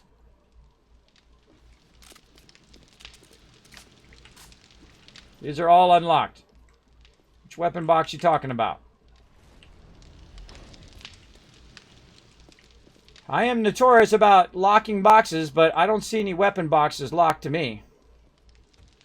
What are you talking about? The downstairs one. It's not locked, bro. Did you guys lock it? Oh, someone locked it by mistake. Somebody locked it by mistake. I caught you. That wasn't me that time. I have done that many a time, by the way. But also what people do, I don't know what it is about when I'm organizing the base, which is very time intensive. Like, I'll sit here literally for like 7 hours organizing the base and working on the base straight. I mean, I'm really working on it hard. And people come up, and the second I put the boxes down, Kismet, the box is locked, the box is locked, the box thing. I'm trying to put something in that box. I literally put the box down. I just put the label on it. I haven't put anything in it yet. I'm still working on it. It's unlocked now. Thank you. Yes, because I just unlocked it. Somebody accidentally hit the lock button on it when they were pulling up the thing, and they accidentally hit the lock. I know it because I know that box was unlocked. I know I didn't lock it. Unless I did. I don't know. Maybe I did by mistake. Hey, I'll take the blame. I'll take the blame. It's no problem. All right. So we got all that done. We got all of our basic stuff going. We got it rocking and rolling. Now I can jump in with my peeps in case they need to talk to me about something over there. But if you notice that in this game stage, in the early game stage, I'm communicating with my peeps and we're working together and we're building the base and we're collecting stuff. And that's early game. As you get past that early stage, especially when you're just absolutely crushing it like we are right now, once you get past that early stage, then I just let peeps go do whatever they need to do, right? It's less of me having to micromanage them and more of them already knowing what to do, right? Okay, well, I need to work on the ammo and I need to keep the stuff going and I need to keep the benches going and stuff like that. They already know what to do. I don't need to, sit there and say, oh, well, hey, you do this and you do that and you do that. They already know to go and do quests and collect loot and do stuff, and they can look in the boxes and say, hey, what are we getting low on, right? Right now, not much, not really anything. Right now, probably the thing we're lowest on is springs, and that's about it. Maybe a bit of military fiber, maybe. But other than that, really not that low on anything. That's looking super rock solid. Though the glass, I guess I'll put the glass in there because they want to craft something. But everything else looking pretty rock solid. Lots of glue, lots of duct tape. That's always the kind of the measure. Do I have lots of glue? Do I have lots of duct tape? Do I have lots of concrete? Right? And if I do, are all my forges running? Are all of my mixers running? Are all of my, do I need to run any mods? Do I need to run any gasoline? Do I need to run any stuff, right? What about bones over here? Do I need to run any bones? Oh, wow, look at that. We got a bunch of ear of supercorn now, too. Cool, cool. And whatnot. And that's why you'll see me give all the benches a certain name. Now, I'm going to go back and rename them. And if I see stuff that shouldn't be running in that thing, I will actually stop it and put it back in the box and say, yo, don't run that in that thing, because now we're going to have enough of all of this stuff where we don't have to do that any longer. You don't have to take over every single one of them. So we got a bunch of beakers over here. So we're going to start with Chem Stations. And I'm going to be painting the outside of the base and giving it an overhaul and all that stuff in a bit. We're going to need some forged iron. Now, I like to leave forged iron in here so I can use it, but I'm not going to bother to grab that because I know I've got a ton over here I could use. And that's usually like base forge iron, and this is crafting forge iron over here. So I try to separate them at some point. What else we're going to do? Cooking pots. We're going to need 3 of those, and we should have some of those. Wow, only 3 cooking pots? That seems highly unlikely. I'm sure they're somewhere else. Short pipes, nice. And then acid. All right, acid is probably over here now in the bike box. Oof, we got plenty of that. I'm just going to grab all of that. Now what I'm going to do is start to queue up a bunch of chemistry stations. I'm going to try to anyway. Should have favored it. Queue a bunch of them up, but I need some more cooking pots. Now another place we keep cooking pots is in the raw food. There's some right there. I'm going to grab those. And then over here, look at that.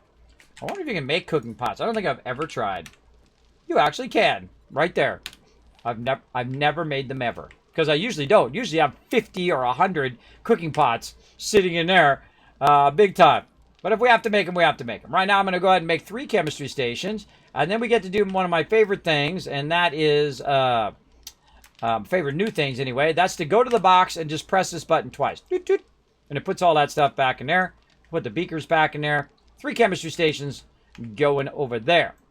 Now, one of the things also they added to the game, if you have not played in a while, is they added the ability to put your signs on the floor. And that's really super useful because then you can go ahead and label these. Of course, if you screw it up like that, let me go ahead and just, I'm just going to grab it again. And then just, see, I don't know what it is, but it always does it right after the last rotation in the opposite direction. I always seem to find that particular one. And then I label the benches. Now, why label the benches? Well, what happens is sometimes people will queue up all the ammo in the benches, and then you don't have the ability to go in and make a tool when you need the tool. You have to wait for whoever's doing whatever in there. And when you're at this stage, when you have a crazy ton of tool benches and you have a crazy ton of all sorts of stuff, then it shouldn't be an issue. Over here, this should be the bike bench. So you really want to centralize. Now, if you need to do something that's only going to take a few minutes, then it's fine. But if you're going to queue something that takes hours, you don't necessarily want to do that in that particular bench, right? You want to make sure that you set it in some benches that are just for that particular task.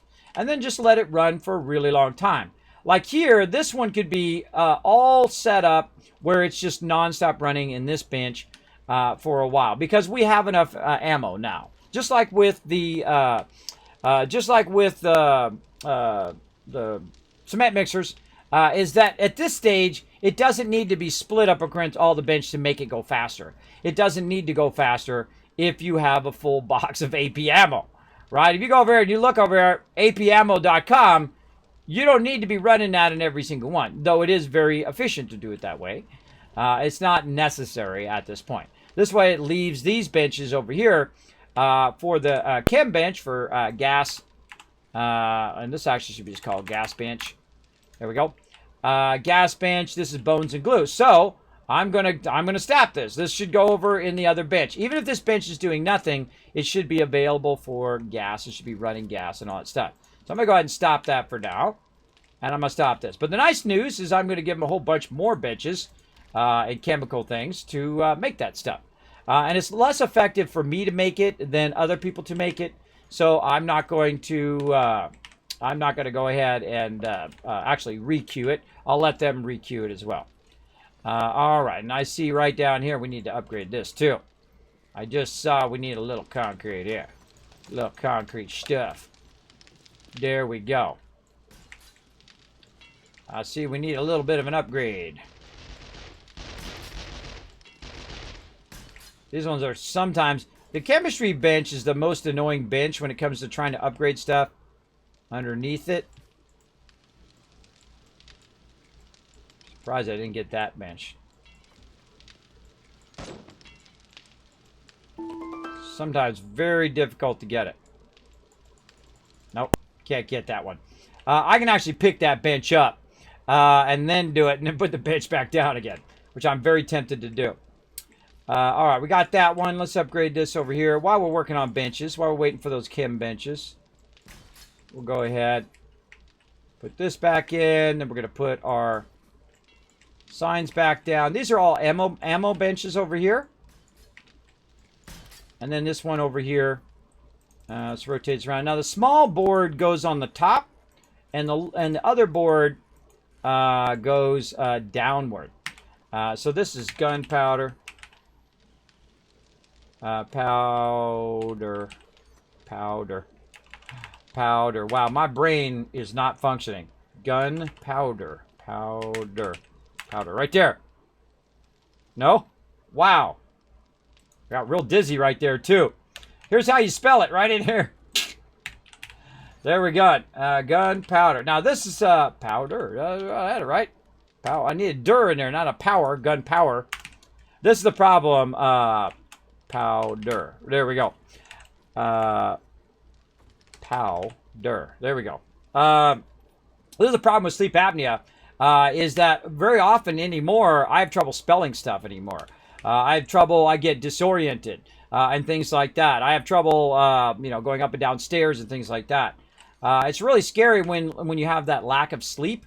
It'll start to build up on you, and then you have little moments like that where your brain just literally goes and stops functioning. And then I have to wait for it to come back on. I'm a little afraid that that it's going to one day turn off and then not come back on again. We're going to call this gunpowder 1. And now that we know how to hopefully spell gunpowder. Gunpowder. There we go. All right. That's scary. That's scary stuff. There was a time in which I could spell. But, you got to do what you got to do in life. You do the best you can do. That's all I can do, everybody. Come on, you. There we go. Put that. Why can't I not put that down? There we go. And let's call this gunpowder 2. Ready to do some battles. Let's go ahead and add some more. Oh, we still got a while for those. I'm going to go ahead and continue to label these again, and then we'll be right back after a little interlude of battles. Let's go to battle, everybody. Let's do it.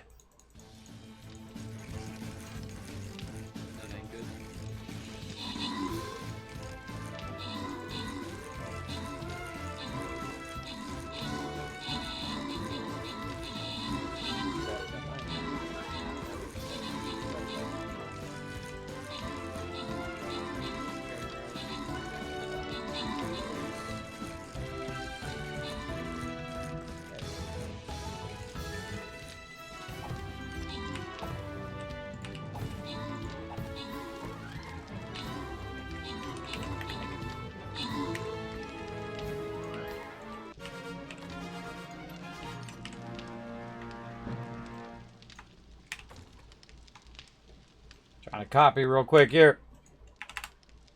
All right, there we go. Open chest. Let's see what you guys got. Red Raven, Yankee, Crazy, all getting some extra love. I'm MVP. Look at me go. Sushi Chef coming in. Actual MVP. We don't count me.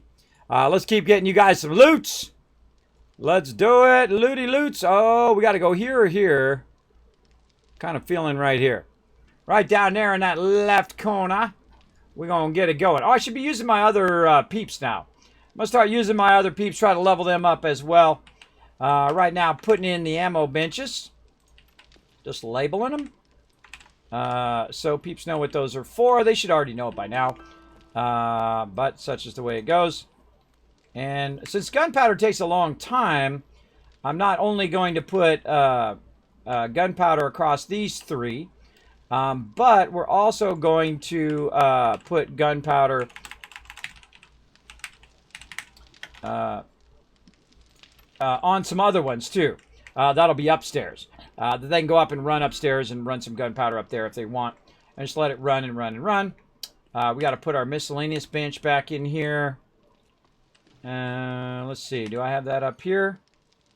So I got to make one. No, I think I put it over here. I think I put it over here in the corner when I flattened this edge out. That's why we have 3 tool benches now. All right, nice. Well, let's make some more tool benches too. Workbenches. Let's do it. Forge iron, mechanical parts, wrench. Be nice if you just press a button. It takes the stuff out you need for that recipe. Am I asking for too much? Forge iron, mechanical thing. Forge iron. Let's take a full stack. We're going to make a bunch of these. Wrench, hammer, and wood. And so we'll pull the wood out. And now we're going to pull out all these wrench and hammers and try to make as many of these as we can. And then we just have them when we need them, right? We don't need all these wrenches in here. I would much rather have workbenches which actually stack on top of each other, by the way. Which they do. All right, workbenches over here. How many workbenches can we make? Let's see. Make one more there. I don't think you can stack them actually in the thing. There we go. Oh, bunch of workbenches. Queued up and ready to rock. I'm going to use the bike bench here because ain't nobody using the bike bench. So now we're just claw hammers. Now, I just got rid of all that stuff. So instead of making another box for all that stuff, I made the thing that it should become. I feel like that's always the smarter thing. Make the end result of what you need. Now, am I going to need more benches than that? Probably not. So you know what? Screw it. I'm not going to even put this back in here, though normally I would. I'm not even going to bother to put that back in there. You know what I would rather have? I would rather have all this loot run out. And I could melt it down in the forge as well. I feel like that's not as useful anymore because we have so much iron and so much stuff. We don't have to worry about that. So we're just going to go ahead and run all that back in there. Looking rock solid. Let's put my... I always like to have at least 5 med kits on me when I'm running around getting in trouble. Take this out. Oh, there is a workbench in there. There's a workbench. I got the workbench on my in my little temp box over there. So that's not my workbench. I just put it in there while I was working on those stuff. Everything belongs to the group. So if I get like an auger or something like that, I usually give it to the person it's most useful to, the person who's collecting loot, like Alan. If I find a certain weapon or I find a mod or something like that, and it's better used for somebody else, then I'll just give it to them. Because I spend probably 99% of my time in the base itself doing what I'm doing now, which is building the base, micromanaging the base, building up the base more and more and more over time to a point where you just set it and forget it. Where you have so many chemistry stations and you have so many workbenches that you can really just let stuff run and run and run. Which is nice. I like that. I like that stage. And then you just like running 3 things of gunpowder maxed all the way across. You're just letting that run for days. And then by the time you're doing other stuff and you get to Horde Night and you fight Horde Night, guess what? It's already made a bunch of gunpowder because it's been running for hours and hours and hours nonstop. Now, of course, the more stuff you have running, the more zombies come and attack your base. So make sure you have a good outer defense of your base for sure. For sure, for sure. Let me roll back, make sure I didn't miss anything. Heck, any of these games plays I want to take a stab at. I feel like some of these games I would never try it if it wasn't for watching. Ah, well, thank you, Yankee. I appreciate that. Well, come and play some 76 with us tomorrow. We're going to get it going. Could you please unlock the web box? Yes, I already did, Rook Noob. I'm on it. I'm on it. Yeah, now, if you do have a comment or question for me, if I miss it for any reason, feel free to throw it in the chat again. Use my name, Kismet, Kiz or Kismet, in the chat. I'll highlight in red and know you're talking directly to me. Okay, so let's start working on the interior of the base again. Now, one of the things that we were doing, of course, is we put in our what I call the primary roads. Now, the primary roads are basically yellow most of the time. It wants to let me paint. Oh, I don't have any paint on me. I have to get some paint. First, let me see if I put any in my box. Sometimes I just throw stuff in there when I'm in a hurry. But we got plenty of paint in here. We're going to need a bunch today. And I call the roads. Now, I don't make it fancy carpet and all of that stuff. You'll find that I'm very industrial strength style of painting. And that is the yellow areas are walkways. So wherever there's a walkway, that is where you're going to see me put the yellow, like this. Now, this over here is more of a construction area. And that construction area is going to be more of a purple area. So we're going to go ahead and choose as concrete purple. And then we're going to go ahead and paint that back in. I had already painted this up before, previously, as a kind of work area. But now it's concrete. And the fact that it's concrete means that it is super stable, super sturdy. We don't have to worry about it. So if you're standing, working on the benches, you should be standing here. Now the reason why, or working on the thing, the reason why is so other people can get by your big butt. Or my big butt in this case. So when I'm standing around in the base, I should be out of the way of other people coming and going through the base. And that's why I build thoroughfares. That's basically what this is. The yellow means, hey, this is where people are walking. Don't stand here. Much like I do in Satisfactory and other games like that, where I say, look, this is where my roads are going to be, and I'm not going to block those for any reason. Now, usually what I do is I try to balance between having at least one out from the construction area. But sometimes when you're doing forges and they're really high, you really need to have a 2 out. See, now if Alan's standing there and he's trying to do the forges, he should be in on the purple and whatnot. Now, I could color that in purple under there, which also works as well. So we'll go ahead and say, okay, well, this is... Oops, wrong way. There we go. This is production right here. But I'm not going to block off this area because you're going to be coming in and out. You're going to be walking in here. You're going to be walking the boxes. You're going to be doing all of that. I always press the wrong button too. I always think it's trigger left mouse when it's actually right mouse. These are very difficult to get. You got to get them right in the corners. There we go. And we know that's going to be production. And then the same thing over here. We know all of this is going to be production. Like so. And we'll go ahead and just fill that in. Now I've got this little round thing in the corner. I don't know, just because I felt like it. So we'll get up here and we'll just paint this whole... I don't know, I might put a plant or something up there. Just to make it look homey. There we go. Actually, you know what? I don't want to paint the wall. Why did I paint the wall? No. No walls. There we go. Just that. Okay. And again, it's really tough to paint under the benches sometimes. The regular workbenches, those are easy. It's the chemistry benches that are often very tough to find that magic spot. There we go. You don't want to paint them while they're wet as well. So we'll come back for that one. But I find right along that edge, usually pretty good. There we go. And this one I'll go ahead and move back. Again, so instead of it going there. And this one's going to be a bit crowded here, but such is the way it goes. So we'll repaint all of that. Give us an extra step. And again, it's more like a warehouse, more like an industrial style interior painting than making it where it's, you know, like carpet and stuff like that. I rarely do that in the interior of the house. It's more of like, hey, this is where you come and go. This is where we run stuff to right up into here.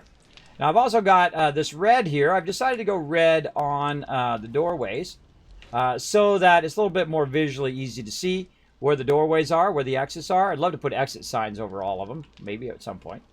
But I'm also holding down R, pulling up the textures, and able to put down this right over here. And that's going to be there. Now, also, we're going to go ahead and put one this way. And that one's just going to go ahead and L-shape right here to that exit as well. And let's see. Let's go ahead and do that. Let's go ahead and do the purple of this. Now, this doesn't do anything. This is really just making it look cool. And when you've got such an excellent team, when you've been crushing it at the level that we're crushing it, this is what I like to do in the game, right?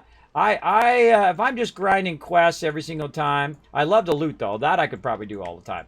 But if I'm just grinding quests over and over and over and over and over, doing the same quest again and again and again. I know that I'm going to get very burnt out on that. And I'll let the people who are better at it do that anyway, other than me. Right? That's probably not my best thing. My best thing is organizing, getting great people to work together. That's usually my best thing. And so I try to do my best thing. Now over here, this interior area here is actually part of the kitchen. There's more like a living room area here. And this is a kitchen area. If you notice this up here, this is a nice request wall that we're using this kind of granite on to put these requests in. And it works okay. It works good from time to time. But I feel like we're going to go ahead and revamp a little bit of that. Now I'm going to go outside here. And I've got some textures that I've got going outside that I'm going to use inside. One of those is this one right here. This wall texture. And it creates lines through there. I'm going to show you the difference. I'm going to go ahead and paint a little bit over here. Like this. So that's kind of like wood paneling on the wall.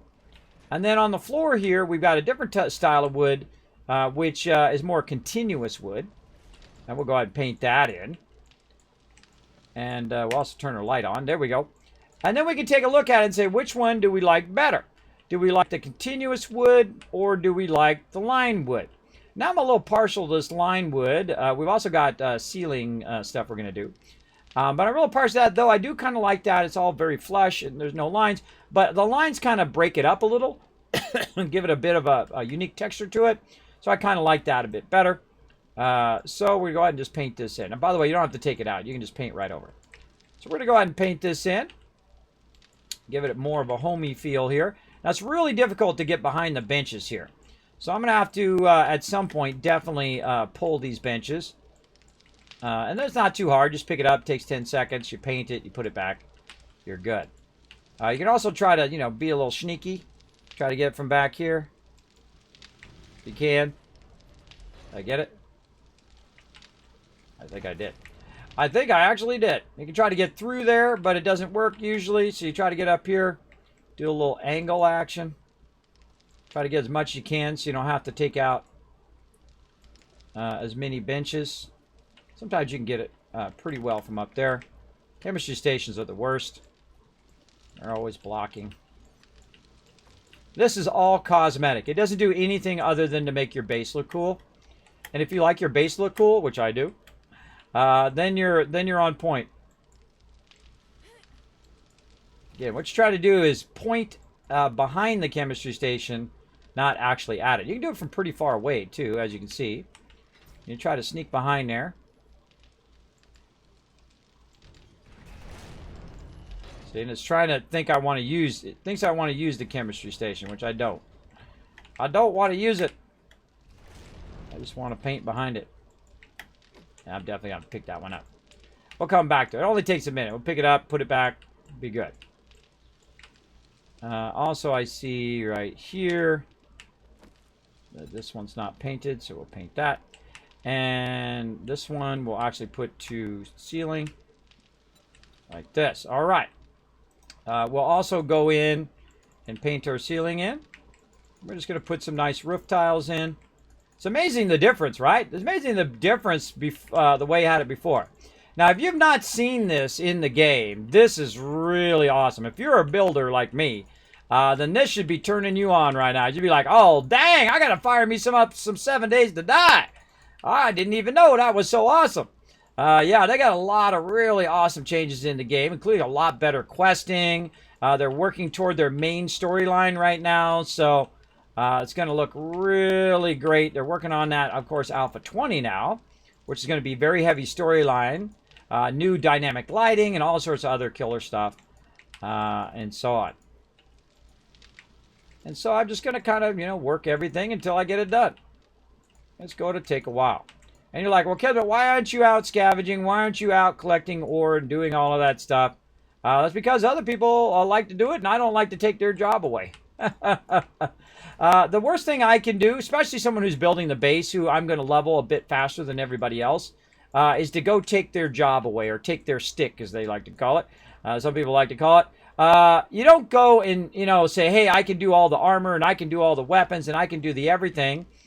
as well. The only thing I typically will do is the mods or making AP ammo. I'll usually take those first. And the reason why is if someone's not on and someone needs some AP ammo or whatever, then it's great. But then when we find a second one, I'll let someone else do it so they can take it over and do that instead, right? Or they'll just do it. They'll just take it and say, okay, Kismet, I'm on charge. I'm on point on the AP ammo. I'm on point on the food. I'm on point on the stuff. So I don't have to micromanage it. Because if you're doing everything, one, you're doing everything. And number two, everybody else feels like they're not a very vital part of the team. And every one of my peeps, oh, I just saw, wait a minute, that one's not upgraded. These other ones not, oh, those are not upgraded. I wasn't watching, my bad. Hold on, I gotta go back and press all these, make sure. Oh, that one wasn't upgraded. We'll come back, I'll have to come back and fill those back in. I'm glad I looked at those before I got too far. All right. And there we go. And again, more over here. This is just aesthetic stuff, right? Making it look cool as we do. We definitely have to move that bench too. Maybe we can get it from over here. Hold on. Let's crouch. Do a little sneaky. What I do is I just hit it a whole bunch of times so you get... Now I could blanket... oh, I got it. I could blanket, you know, try to paint that whole entire thing in one shot, which works pretty good if you're being careful. But I always find it ends up painting something I don't want it to paint. So that's why I go in and paint it one at a time, because I don't like to come back and redo it all later on. I hear a screamer out there. Having a good time. And it's very rare that I really make this level of a cosmetic base. This is very cosmetic what I'm doing now. Making it into concrete, well, that is actual physical reinforcement for the base, so that's good. That's very, very good. This part here, is that the same as this? Yes, okay. Just double checking. And then all in here, we upgraded this. Now, I already painted this once, by the way, so that's why I already know what I want. Wait, that doesn't go in there. I already know what I want all the way up. I actually want to fix that up there, too. We're going to fix that in a bit. So I already know what I want. I already know how to fill this in, paint this in, because I've already done it before, earlier on. This needs to be painted, too. There we go. So if you're wondering how I just instantly know what I want, it's because I've already done it before. I did it very early in this playthrough. Very rare. Oh, hold on. Can it be updated? No. All right, for a second there, I thought that one would be updated too.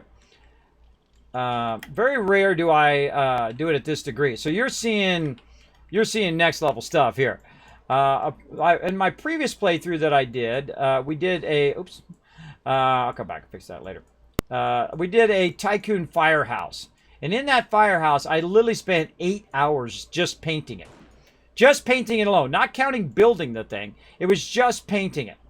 And that requires a lot of love and effort to spend that much time just painting stuff. Now, I love doing this. Because at the end, you're just like, dang, that looks awesome. And that's why I love to do all of this stuff here. It's very, very cool looking. And we left that brass thing up there on purpose. I know most of you right now are thinking, man, go wrench that, Kismet. That's what I think every time I look at it. But we're fine. Oh, actually, I should probably go here and wipe that off. There we go. Make it easier for me to remind myself to do it later. And then we'll do all of this. And you're like, well, Kismet, if you already painted it, why are you repainting it? Well, I'm repainting it because we're at a stage now where we have plenty of concrete. And when we have plenty of concrete, it allows us to do more embellishment things like going in and making a fancy base. One of the things I love about the railings, see, I could actually do stuff through the railings. I love that about the railings. We can do kind of more fancy stuff. We made the base look fancy. I didn't mean to do the roof there, but that's okay. We'll come back. Work on all of that later on. All right, that looks awesome. Awesome. We'll come back and do the sides and all that stuff in a bit. But there we go. Very nice.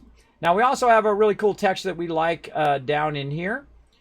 So I'm also going to put another chemistry bench right there, too. Speaking of chemistry benches, Let's just see how we're doing. How we doing? Oh, we got 2 of them ready to go. All right, awesome. Let's go ahead and put his other chemistry bench right over here.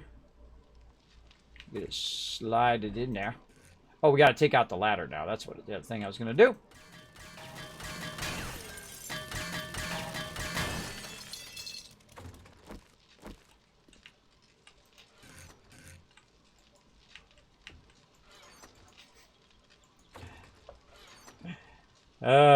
It's always something.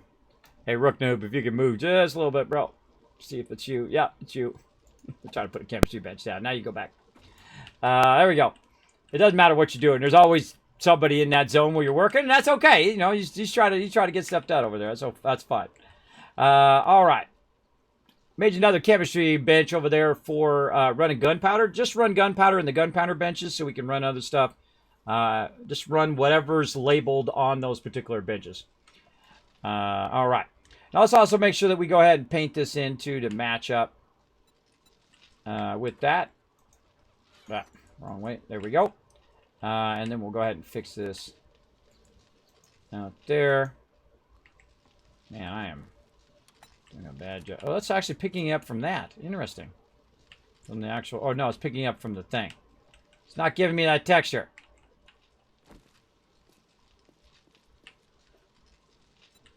There we go. All right, cool. And that's coming from the outside, so I'm kind of wrapping it around into the windows. And that's looking good. Let's keep on going. Well, look at it. See, look at the difference, right? Look at the amazing difference in your base when you do this. And then I do what I call candelabras, right? Like this, where we put candelabras in the base to lighten it up. That's why the base is so light. Also, because my gamma's probably turned up as well, but you get the general idea. All right, back to it. Let's get this going. And again, this doesn't do anything for the base other than making it look nice at this point.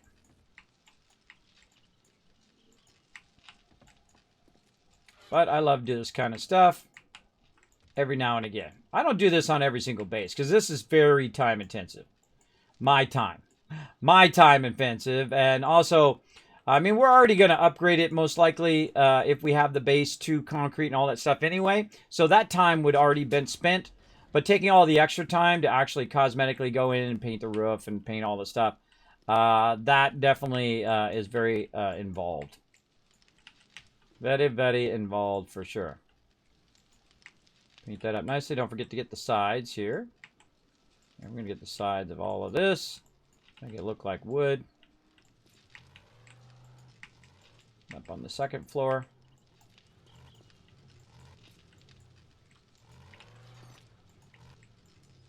This is a lot of fun too. Once you get this down, once you learn how to, you know, pick up textures and change textures and what textures you like to use. Very, very fun. All right, how are we looking? We'll just do it looking at the walls.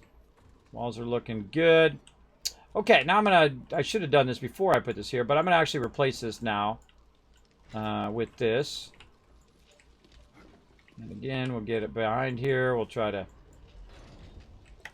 hit it from behind.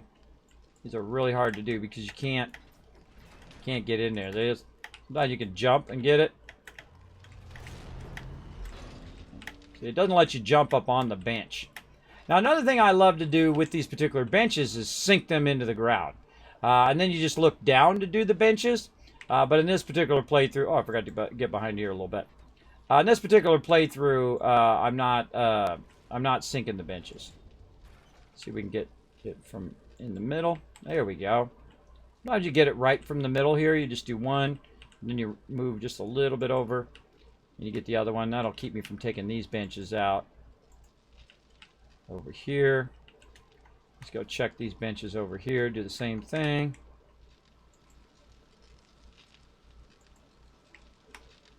That one's going to be tough.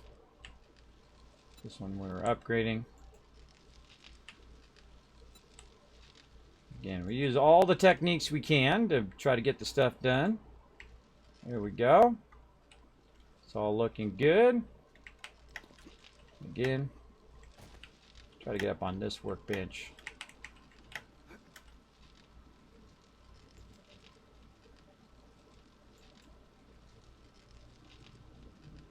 thinks I want to use the bench. Keep doing it. Now, there's another trick here. I'm going to do it, though I'm probably going to regret it. And that is to use your paint roller. Now, your paint roller, you can go ahead and just hit it right in the center, like that, and it should paint other stuff. But if it misses, see, then it's going to get other stuff you don't want to get, like right there, which I always regret. I always regret using it because at some point, see, now I end up doing that, and now because I forgot to turn the paint roller back, and then now I got to go back and redo a lot of that. So that happens quite often. But such is the way it goes. Doesn't take that much time to go back and fix it up. Like that. Easy peasy. And then this other one is my ceiling. You just paint right over it, or you can take it out and then paint over it, but you don't have to take it out. And there we go. All right. But it doesn't always work behind items. So you end up taking the items out anyway. So there you go. Now, we also got our tile over here that we were using before. So we're going to go ahead and put our tile back in. I like this nice white tile in our kitchen. But if I see that tile there, that probably means I did update that. Okay. Just to double check that I did update that. And we're going to go ahead and color in our tile again. Right over here. And we've got kind of an area here, so we can make this into something like a carpet if we want. So we can go ahead and look. Let's see. Where's our carpet at? Maybe some little red carpet. What do we got? Maybe something a little different. Now, I use a lot of different contrasting colors. I like to make the base bright and cheery. I don't like to make it, depressing, dark and depressing. So you'll see me use a lot of bright colors, very industrial style colors. Versus, it's really up to you. Whatever you like to do is the best thing for your base. This is what I like to do, so this is the best thing for my base. So there we go. We're also going to run out here, and speaking of doing stuff here, we're going to go ahead and grab this texture from out of here. I know I'm going to use this inside here in just a second. We're going to go ahead and use it on our center poles. These are our cool little marble poles, and look at the difference. Isn't that amazing? Just that little bit of painting really makes a difference in the way that your stuff looks. And I'm not going to upgrade this all to steel. That's kind of a waste of steel. They're not really... If we're doing our due diligence, they shouldn't be making it to the interior of the base. If they're making it to the interior of the base, we're failing big time, because we have a lot of defenses, a lot of resources, and we should be tapping those resources and using them appropriately. Boom, boom. All right, that's looking good. We got to do some doorways. We got another candelabra back here. There we go. Good to have a lot of good contrast in your base. Like ceilings, I like ceilings typically to be a bit darker. So it makes everything else pop. Because, how often do you really look at your ceiling? Not too often.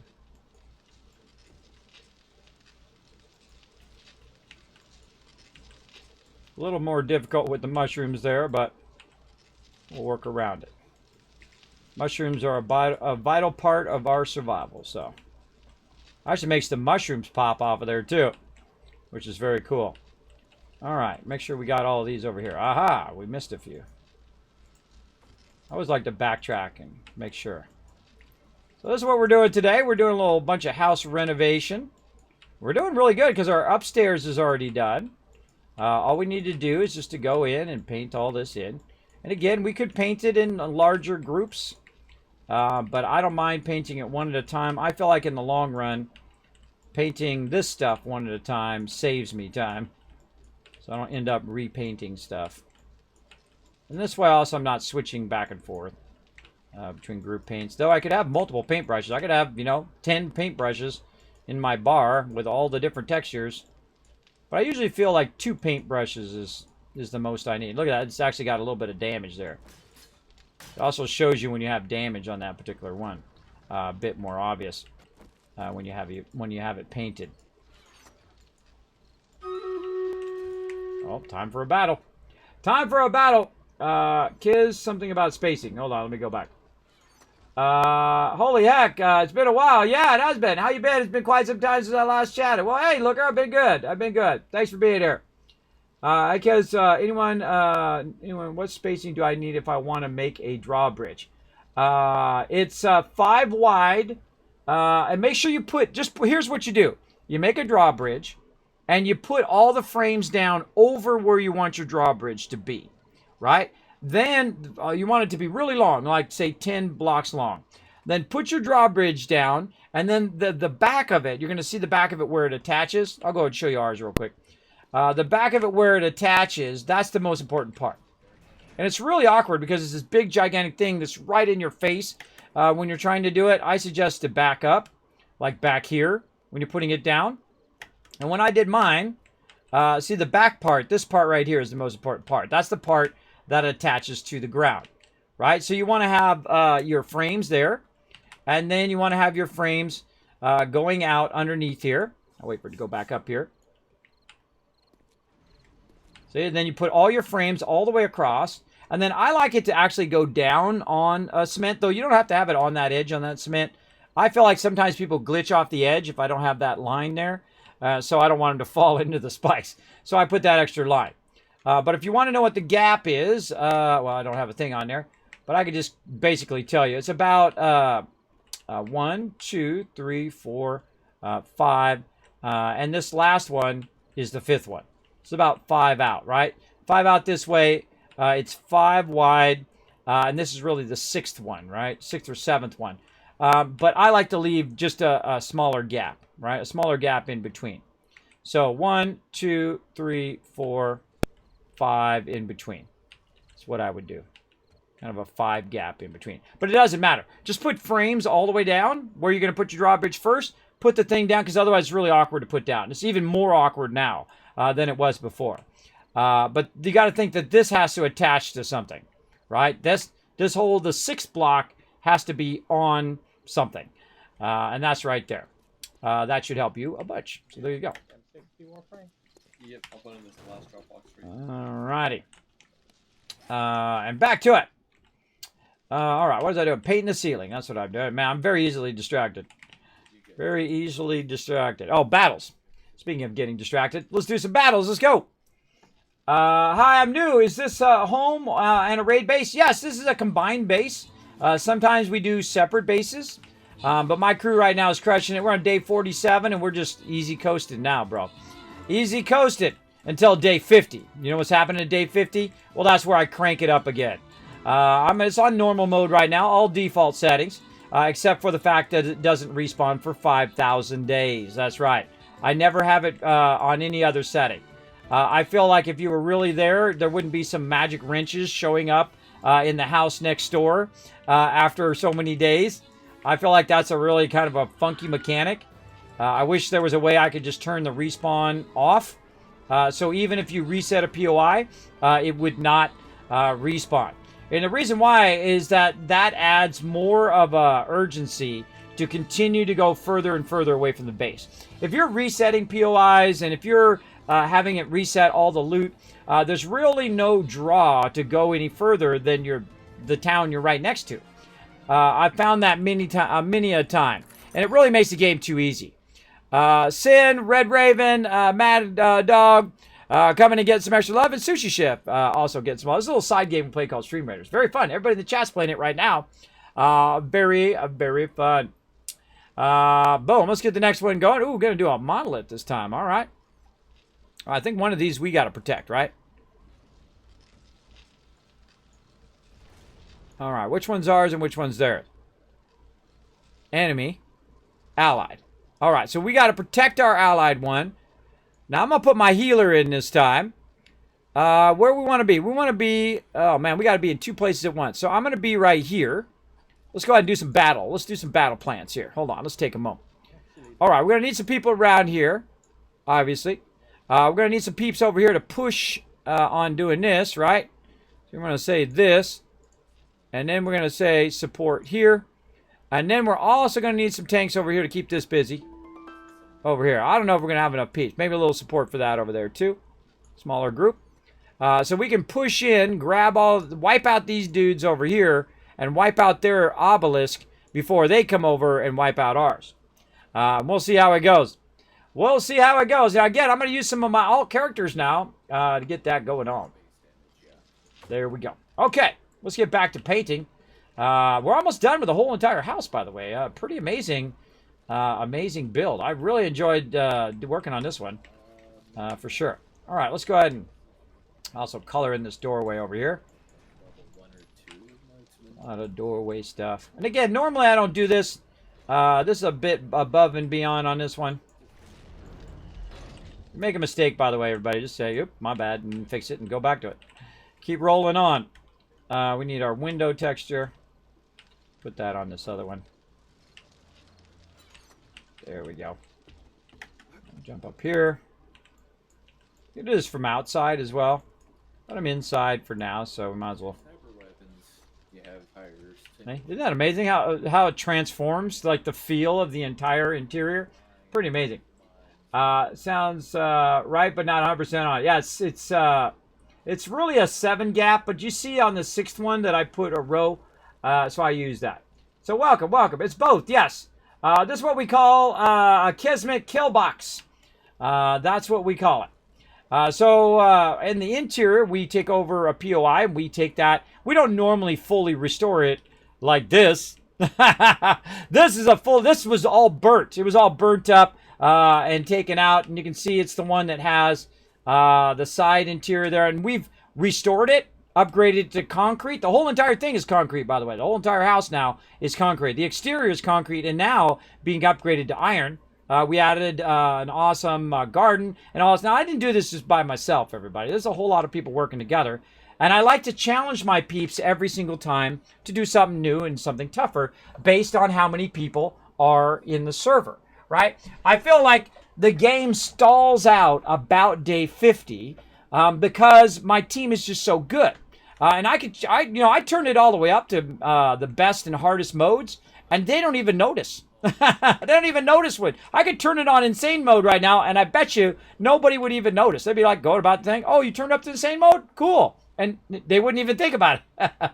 That's when you got an epic team right there. That's when you really know you're Johnny on the spot. And that's the people you need to look for in any game. It's people who have your back. People who are rocking it. Big time.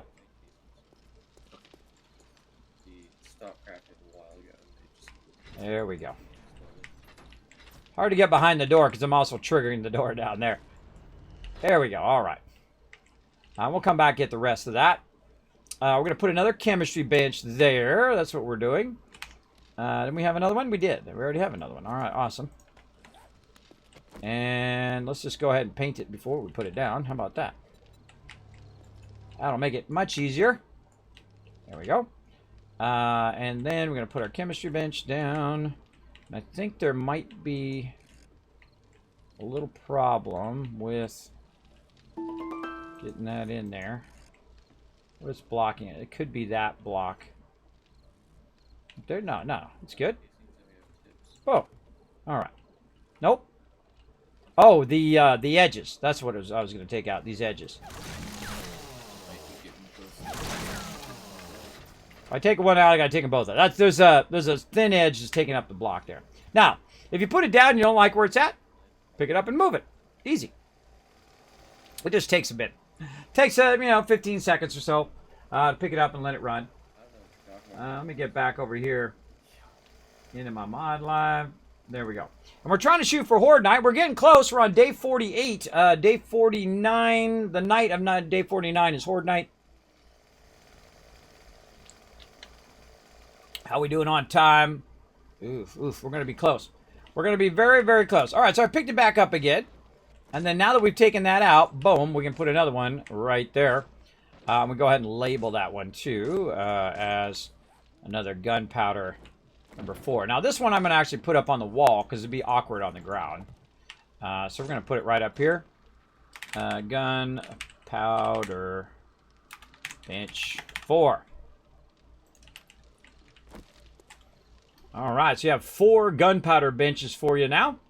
I got 2 on the box side, drop box side, and then you have 2 more on the east side, the main entrance. Perfect. Do we plan on doing Horde Night tonight, or assuming for another night? We're going to see. It's going to be pretty close. By the time we get to day 49, we're going to still be an hour out. So probably not. Every time I do that, I stay after. I pay the price of getting nothing else done tomorrow. So we'll probably just wait till next time. Plus, we'll probably do it on Tuesday. And then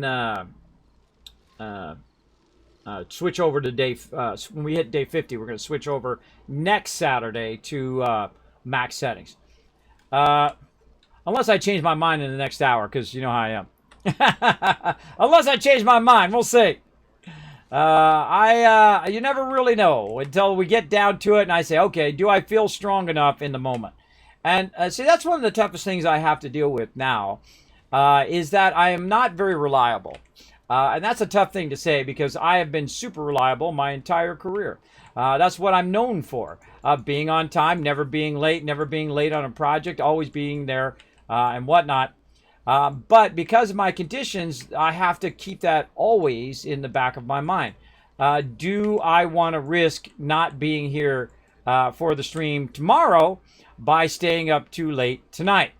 And since I'm doing so many things right now, it's very difficult because I'm running lots of videos and I'm doing a lot of things behind the scene that no one else ever sees until it actually releases. Like right now, you're starting to see a lot of my videos run out on YouTube. But I started that 3 months ago.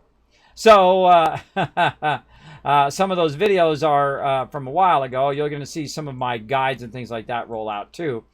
But see, that's the thing. Some of that stuff you don't see until much later. And such the way it is. So I need to say, oh, do I want to work on videos tomorrow or do I want to sleep half the day because I stay up too late? And that's, I feel like, the decision for most people, right? Most people have to make that choice. Am I going to stay up late playing games and then tomorrow at work I'm going to be a wreck? Which I know you guys have done it. Put a 1 in the chat, you ever done that? I know a lot of you have. I know a bunch of you've done that. Don't be trying to tell me you didn't. I know you did. You're not fooling me, bro. I wonder if we can just kind of mix this. Oh, that's interesting. Kind of like that. Those aren't the best colors to go together, but why is that not coloring in?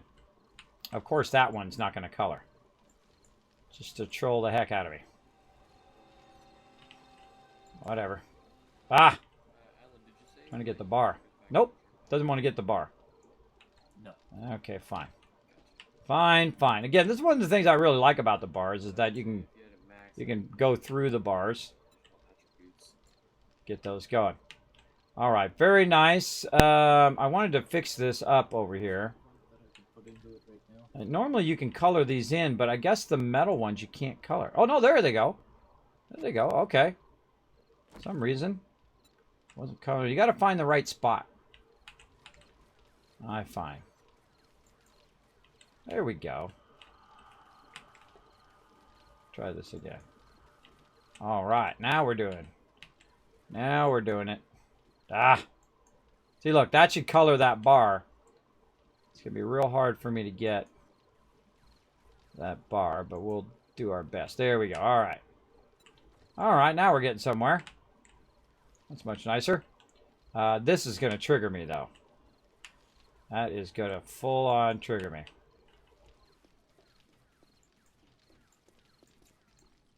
No idea where to paint that to make that paint. I could paint the whole thing red and see if it gets that, but I'll figure it out later or take it out. What I want to do is actually put this in all the way around the edge here as well. Did I bring with me? No. Let's go grab those, and I'll show you a bit on how to do. Really a fantastic system in here for catwalks and scaffolding. Catwalks, by the way, are one of the longest length things you can do. They're basically 24. So you could put a pole here and then run 12 this way with catwalks and put a pole here and run 12 the other way. So it spans 24. That's right. Even without any trussing or anything like that, you can span 24 from each side, which is amazing if you're trying to make stuff go really far. Great for making freeways and things like that just by using your stuff like this, which is really cool. So I wanted to see what I could do with this. So let's go up here. Let's take this out for right now. And let's see what we can do. The reason why I'm taking that out is so I can make it so you can walk around in a circle if you wanted to. All right, and then we're going to go ahead and go in here, and we're going to say, how do we want our thing to go? So do we want it to be? We want it to be on a one side railing. Ah, I hate it when it does that. Come here, you. Right the second I click, my mouse is super sensitive, so when I click, it moves. It does it to me constantly. But then again, I don't want to turn sensitivity down because I like it where it is. Now, here's the problem. When you get into the corners here... I just fell. When you get into the corners here, you're going to have trouble. Because you think, oh, okay, I can just put a corner one in here. And it's going to be great. But there's really a block there. I think that's why I didn't do that. Because there's actually... That block there in the corner is actually acting as a square block. Same thing over here. This one right here is acting as a square. So I'd have to square that particular section off to make those railings. Take half damage from bleeding and stop bleeding twice as fast. Okay, that is awesome. Yeah. I said I should get that so you can benefit from it. Oh, I didn't bring any forged iron. Let's get some forged iron, too. I mean, we've got plenty more stuff to work on. We got the whole second floor to work on. The exterior and stuff. But I feel like we'll take a moment and try to finish this up here. So upgrade that. And you know what? I'm going to take this one out now that I made it into concrete. We'll take it out. Far too many times due to World of Warcraft rating. I know, right, Rotisserie G? Oh, I'm sure. Kismet, I think you can't color the outline and the inside of the same color. It won't let me, it should let me color anything, however I want. Alright, so now if I put that in there, like that, it's just not going to look great. Alright, it's not going to be great. So I feel like that's why I didn't do that, now that I think about it. I guess I could do that, but then it's going to have that opening. What else can we do? We could do this. Rotate it more advanced. See, it'd be nice if you could put it at an angle. If I could put that at an angle, then it would be great. But I feel like that's the reason why I didn't do that in the first place. Now that I think about it. That's exactly why. Exactly why I didn't do that. All right. Let's go ahead and put back in our shape here. I don't have any shapes on me. Wow. Very rare do I not have a frame or something on me. But I don't have any frames on me right now. Amazing. Go ahead and grab me some frames. Yeah, that's exactly why. Well, you know, you got to experiment around. Sometimes you come back to it and say you want to try stuff. And, you know, you try stuff, see how it goes. If it doesn't come out the way you want it, then oh well. Oops, not what I want. This one. Grab copy rotation, put that in there. Nice thing about doing that, though, is that when you're using your frames, it will just dry all the way to 100% concrete. And then I can just color it after that. All right, back to this. We got to do a bit of these windows. And so we're going to grab that texture over there. Let's get to these windows. Right here. And did I do that side? Nope.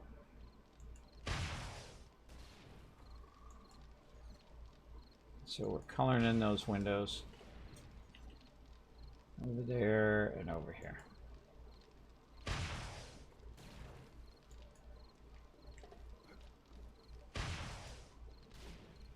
All right, that's looking good. This is already kind of colored in. Let's take this back out.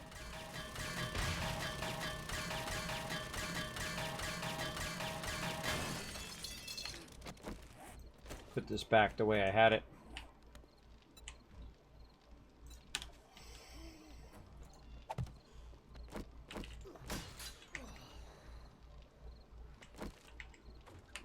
tempted to just... All right, well, I might end up repainting all this here in a second. Let's just go ahead and grab the red. Nope. Grab red. There we go. Boom. Look at that. See, it didn't even do that. Now look what it did down there. See, that's why I don't use that paint roller. If I'm painting right here, it shouldn't be painting way down there where I'm painting. And look, it actually stopped that other one from painting. Even though this one here painted both of them, and these here, and that piece right there, these are different pieces. That's a different piece. That kind of sucks. That kind of sucks, horse. Now, it's okay. It's not too hard to come back down here, grab the texture, and just paint it back. But still, it's kind of annoying. Oh, God. Oh, God. I had it on the thing. See, now I don't know what I accidentally painted the wrong thing now. Yeah, I feel like it just goes straight off the rails whenever I use that. Every single time. Every single time it goes off the rails. All right, let's get this bottom part here, too. While we're at it. Purple. Oh, we're going to get that one right there. Put my other brush back on. There we go. Let's get our purple from over here.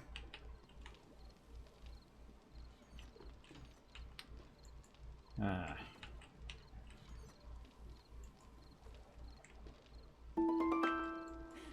think I was doing it like this. Yeah, I was doing it like that. Purple in the center. Purple in the center, and then red on the outside.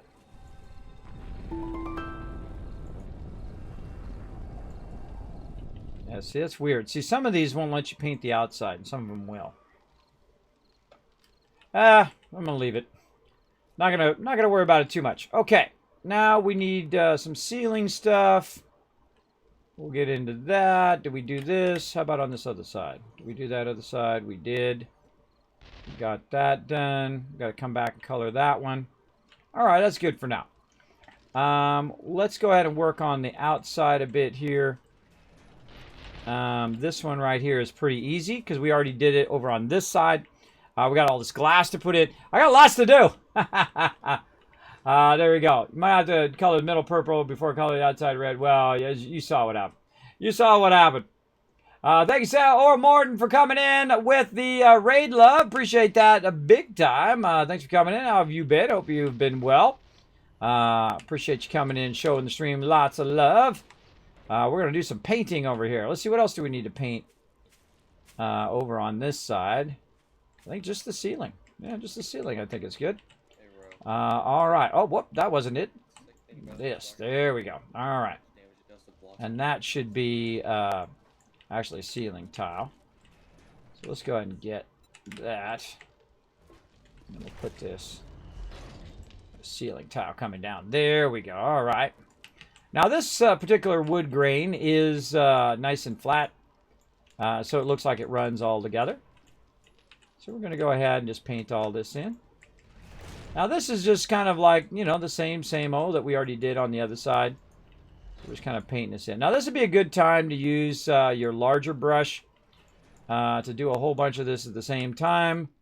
But again, I always find I end up coming back and redoing it all. This is weird. Let's fix that. There we go. Coming back and redoing it. Anyway, so we'll just take our time and do it right the first time, hopefully. Oh, it looks so good. It looks so good. We're just trying to get into our final touches here with all of our paint and our cosmetic stuff. Over here. Making our cement bunker look like a house now. It used to look like a house before, but it was a burnt up house. A house that was partially destroyed. I've gone in and fixed a lot of the blocks. We've revamped it a bunch to be more of a useful base for us.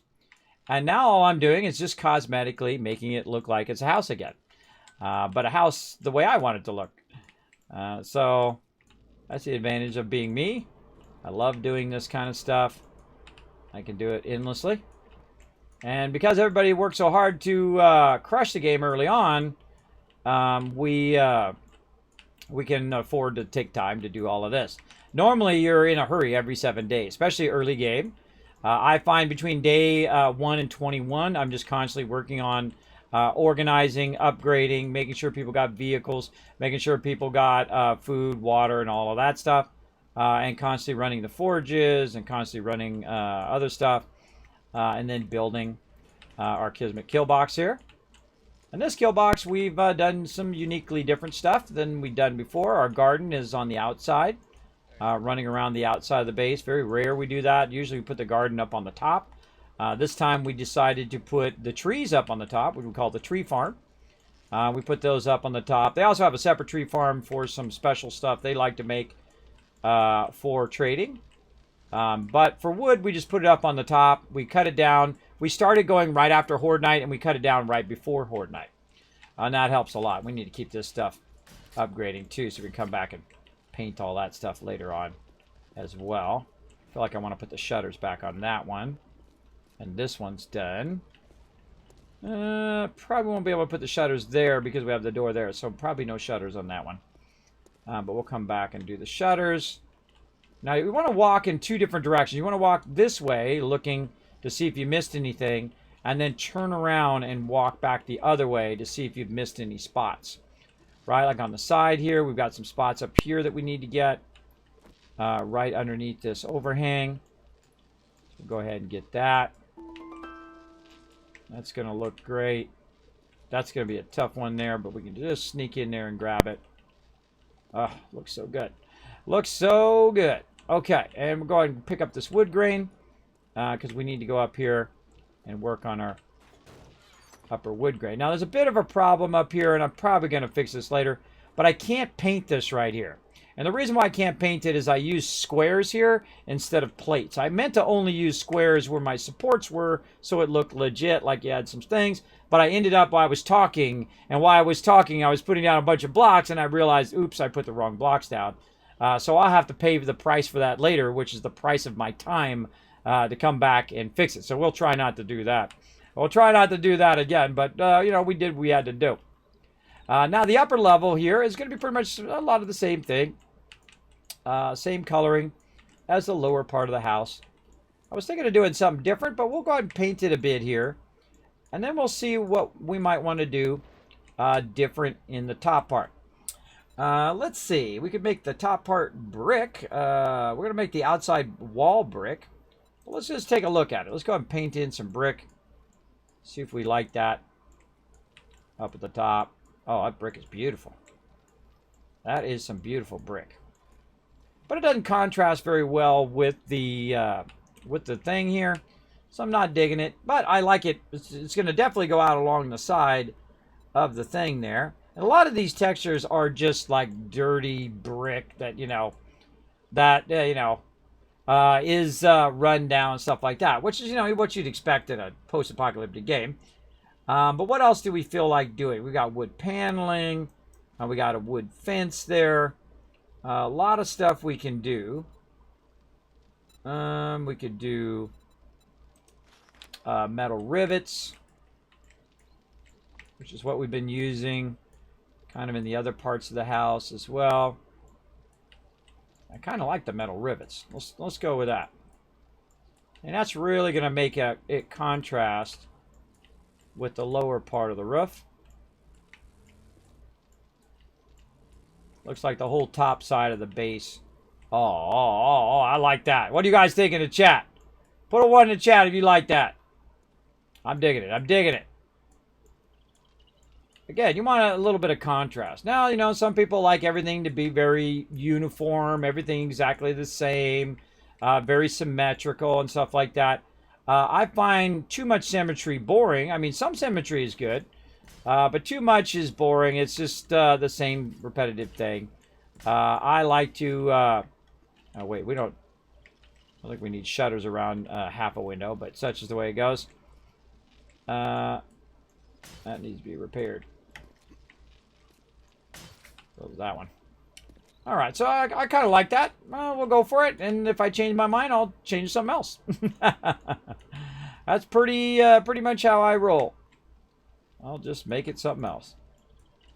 And then, so the top part top part I've been matching the interior of the windows, and I could make it a different texture if I want, but I've been matching the interior of the windows to that particular thing. So we'll go and do the second level all with this. Looks good? Ah, well, thank you. Thank you, thank you. We'll bring this all the way down to the edge there. All right, like that. How we doing? Another 3 minutes on that battle. We'll give it a nice riveted texture. Make it look like metal. It's going to really pop against this bottom part. It's really whatever you like. See, the thing about when it's an artistic endeavor, there's going to people, it's going to be one thing or another. People are going to love it, they're going to hate it. That's it. It's going to be one or the other and whatnot. So, you know, just make it whatever you want because, you know, can't please everybody. Not everybody going to like it. That's for sure. Yep, just north. So we're going to go ahead and, oops, I didn't mean to do that one. Keep that one out. And here we go. All right. Got a little board, so I'm just... We still got to do the interior of this also. And we'll get around to that as well. But for right now, we'll go ahead and do the easy stuff. The exteriors. That's underneath the trailer. All right. So which one you got now? And again, this would be a good use of the roller to do a whole bunch of this at once. But I feel like it just always overshoots, so I'm not gonna bother. Come on, you. There we go. Got to find that perfect time in which to do the thing. Ah. All right, fine. Fine, fine. My jumping timing is off today. Easy enough. Just get up here and boom. Just get up here at level and you good. Got to fix all these doors too. Doors are on the outside of the... That door is on the outside. I hate doors on the outside. Bye-bye.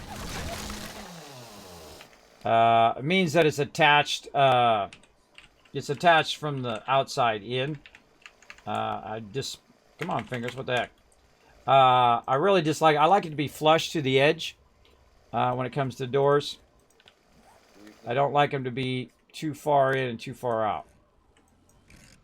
Let's just make sure that one is. Oh, no, it does still stick out. It does still stick out a bit. That's okay. Just double check and making sure.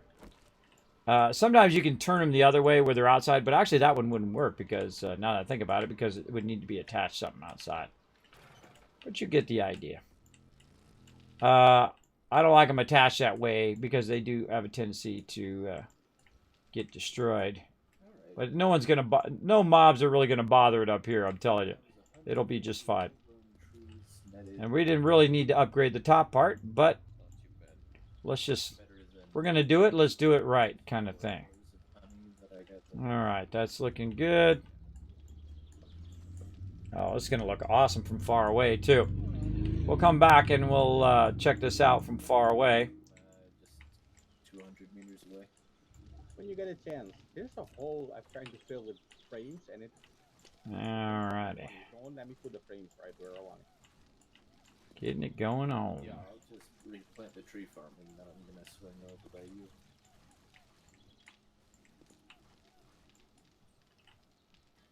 And there we go. Okay. Come on, you. You gotta get it right the right moment. You got it. There we go. Sometimes it takes a few jumps. All right. Wow. Okay, that's looking nice. I feel like we want to grab our other texture. I'll do that battle here in just a second. I feel like we want to grab this texture. Let's run upstairs. We're going to work on this whole second interior part here in just a bit. We'll upgrade all these doors and everything too. But I have an idea. What if we color that in? Can we upgrade this? I don't think we can upgrade the frame. We can color it though.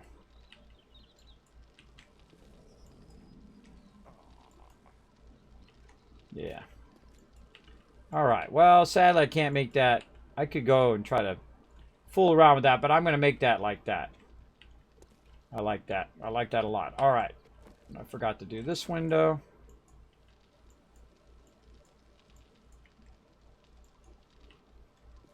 Oh, yeah. Cool. Cool, cool. Okay, I'm going to go around and work on the side things here. So I'm going to go ahead and grab my shutters here and just go around and paint up all my shutters. Now, while I'm painting shutters and painting edges here, I'm going to go ahead and run this battle. Sure we should paint to the end, too. It's kind of annoying. Kind of annoying it doesn't paint the end, but such is the way. Boom. Let's go. This is the way for you Mandalorian fans.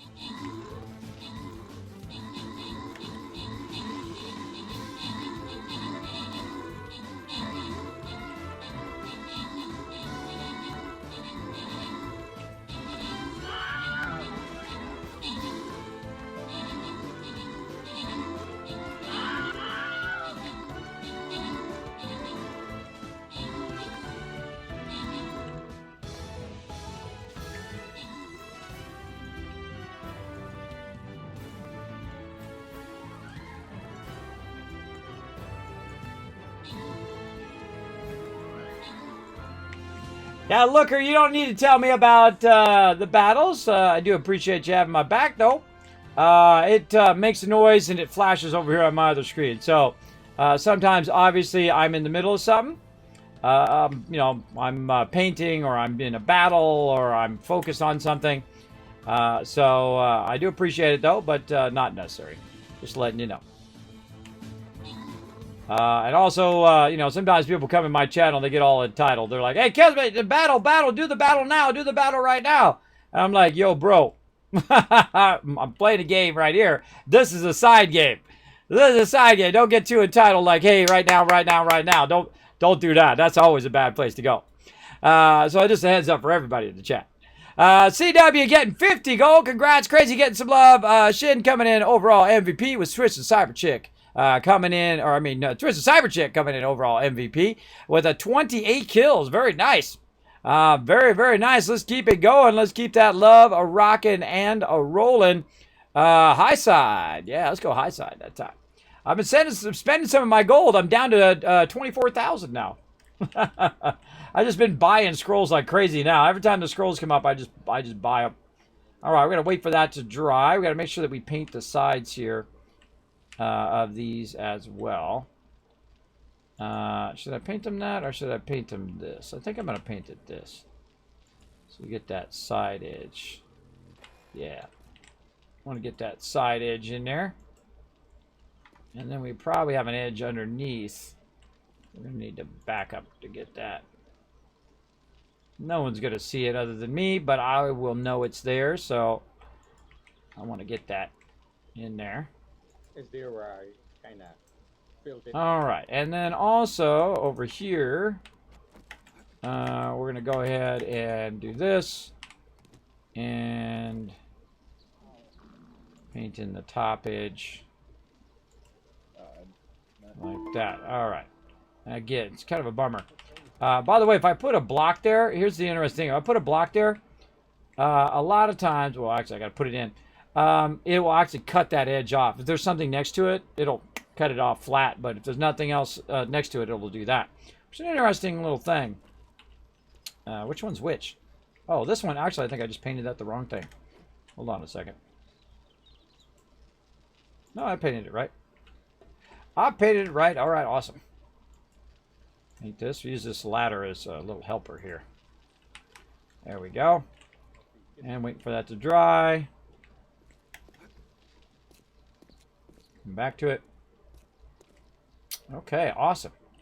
Yeah, what do we want to do up at the top there? Open areas down here? I don't know. Kind of feel like more Spanish tile to me. Just saving materials. Yeah, more Spanish tile. Maybe some wood underneath. So I do the bottom, the base. Let's go ahead and do some of this wood underneath. And then I go after every 5. Let's go this way. 10 with wood, but not with farm plots, and sometimes they glitch up. Let's go see if I like this or not. Okay, so we're gonna get down in this little hole here. We're gonna maybe do this underside in this. Yeah, there's definitely some weird. Now getting ourselves back out of here is gonna be fun. There we go. Yeah, I like that. We'll go with that. And oh wow, that really does make that pop out, doesn't it? Nice. And then over here. By the way, you can paint from really far away, as you can see. You can paint from really, really far away. And I still go close, even though it's like a natural thing, right? That you want to go closer to do this stuff, but you can paint from really far. So that farm, those two farms. That right there needs to be repainted. It's like I'm seeing into that. Yeah, same here. Get that exterior. Oh, this base is looking amazing. See, not only is it like a really functional base, but we've also cosmetically made it look beautiful, which rarely we ever do it to this level. Very rarely. I would say maybe out of the hundreds of bases I've done, maybe 5. 5 out of all of those have I ever done it to this level. Very, very rare that we take it to this level. Let's go ahead and pick this up so I can upgrade that one. Already did. All right, awesome. Let's go ahead and work on the shutters. There's always something to work on, I find, when you're doing this kind of stuff. Until you finally reach a point where you've kind of reached that attrition point where you finally got all the stuff done. But it does take a while. That's it. I'm taking this out.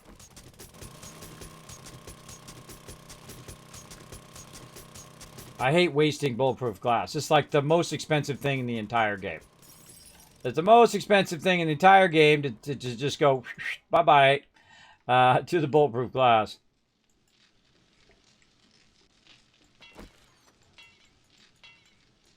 I need wood. That does need to be upgraded. So Hold on. this side. We need some wood. And we're going to need some cobblestone. The reason why we need cobblestone is because when we upgrade it, it's going to try to upgrade to wood first, then cobblestone, then to that. All right, I'm going to paint that one in. Actually, we don't even need that block right there in the corner. We just leave that open. All right, we're painting that in. That's what we're doing. And we're going to get this side. And then we're going to use this from this up here. I think that's what I'm doing. Can't remember what I'm doing on these edges now. What was I doing on those edges? I've already forgotten. Yeah, I was doing that. All right, cool.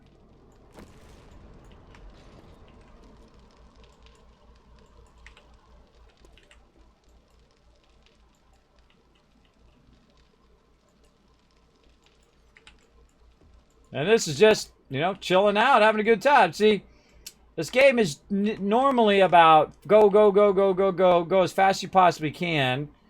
And then I find that at some point, you're just crushing it. You're just like absolutely destroying it. Let's go ahead and put some... Thank you. Okay, I'm gonna make nope, I want on face. There we go. And then back to advanced so it doesn't move. We'll put our own shutters in. Like this. Now this used to actually be an outcropping here, but I flattened it out. And now we got a nice window there. Let that dry. These actually, I think I'm going to just leave here. So let's go ahead and paint the rest of these in.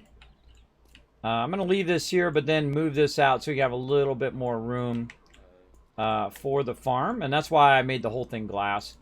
But I have a feeling I'm going to take all that glass back out again and turn it into plates. I should have done it. I should have, would have, could have, But I got distracted. And I thought, I'll just put it down as blocks. And then I thought, I shouldn't have done that. But that's okay. We got plenty of everything to make that happen. And really, all I need to do is just kind of fix up the base here. Waiting around for Horde, and I got plenty of ammo. My crew's ready to rock. They're off just upgrading and trying to get more stuff. You know, pretty styling. Need some assistance.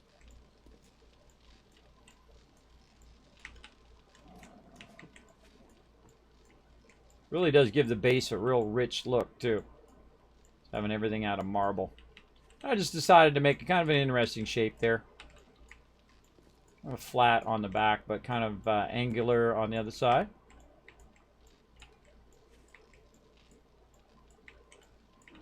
Tons of house remodeling we're doing today.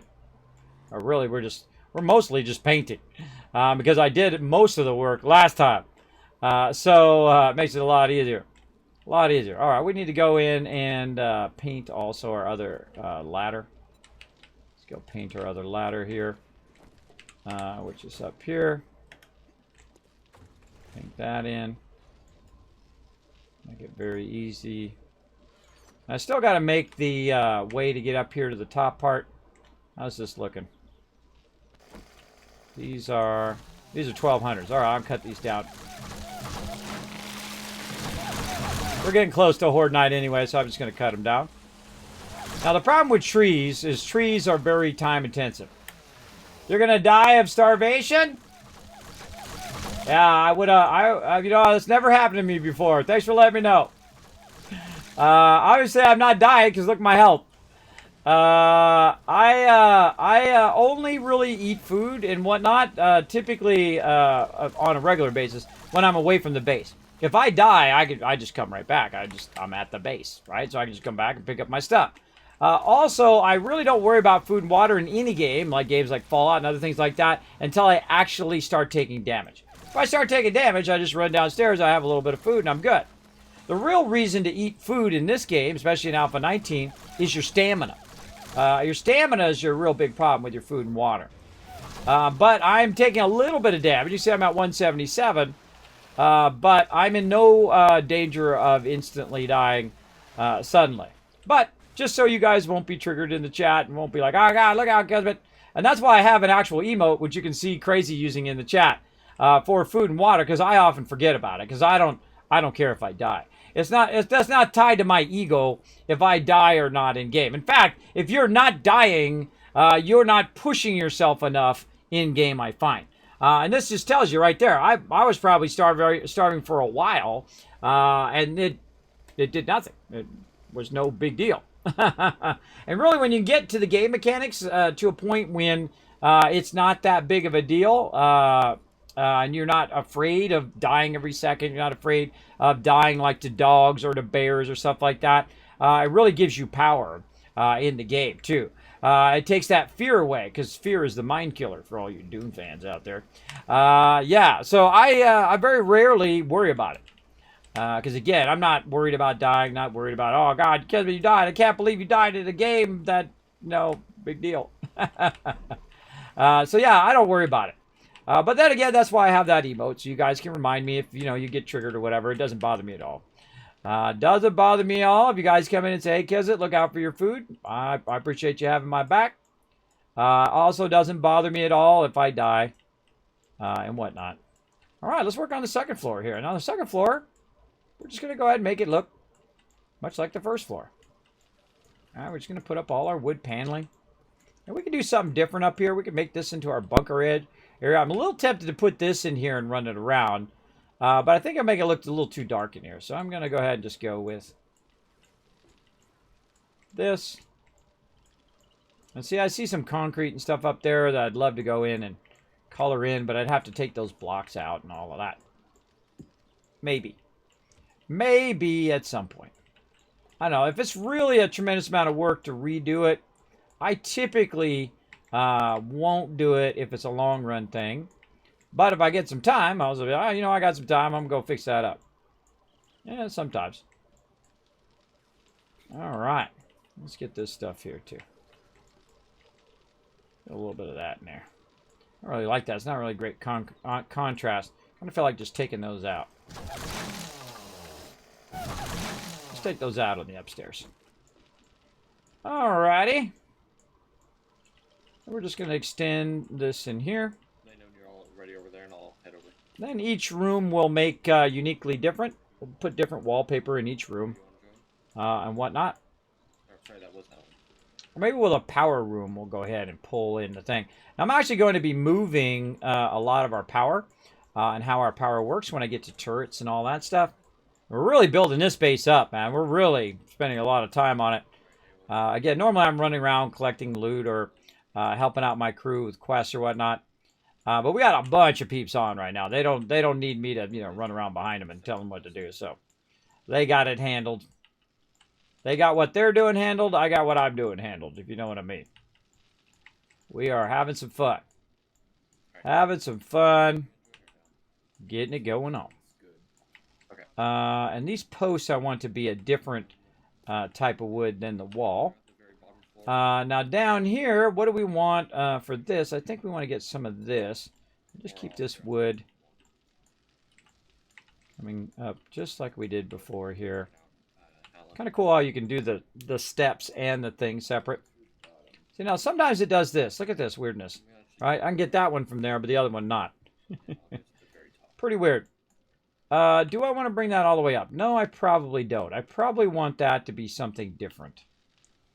Do I want to go tile? Do I want to go carpet? I would probably say maybe keep the carpet consistent up this way. Just have it come up to some carpet. Again, I like the cleaner textures because that's what you're really doing, right? You're restoring it to a clean, rebuilt house versus using old, rundown textures. And there's not that many. There's not that many in the game that are clean textures. There are a lot of, like, this thing's broken down or it's burnt or it's destroyed or whatever.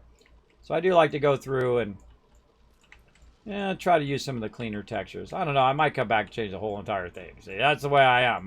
I have no problem coming back and repainting the entire thing, making it into whatever else I want it to be. Now in here, we're going to paint this totally different. Each room, we're going to basically paint different, whatnot.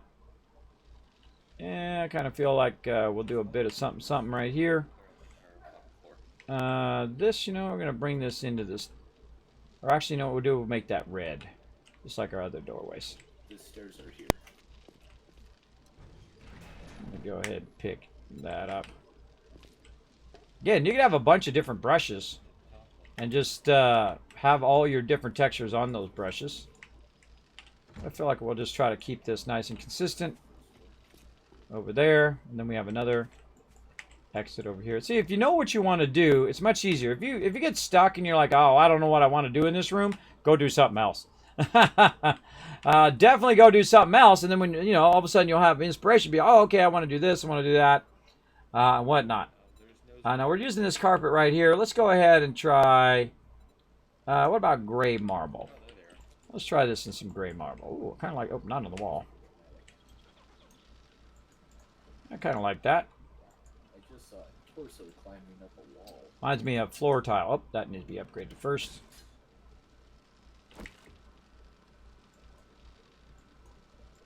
Yeah, kind of hard to get under there. Huh. What if you can do paint roller in here? Sounds good. Yeah, see?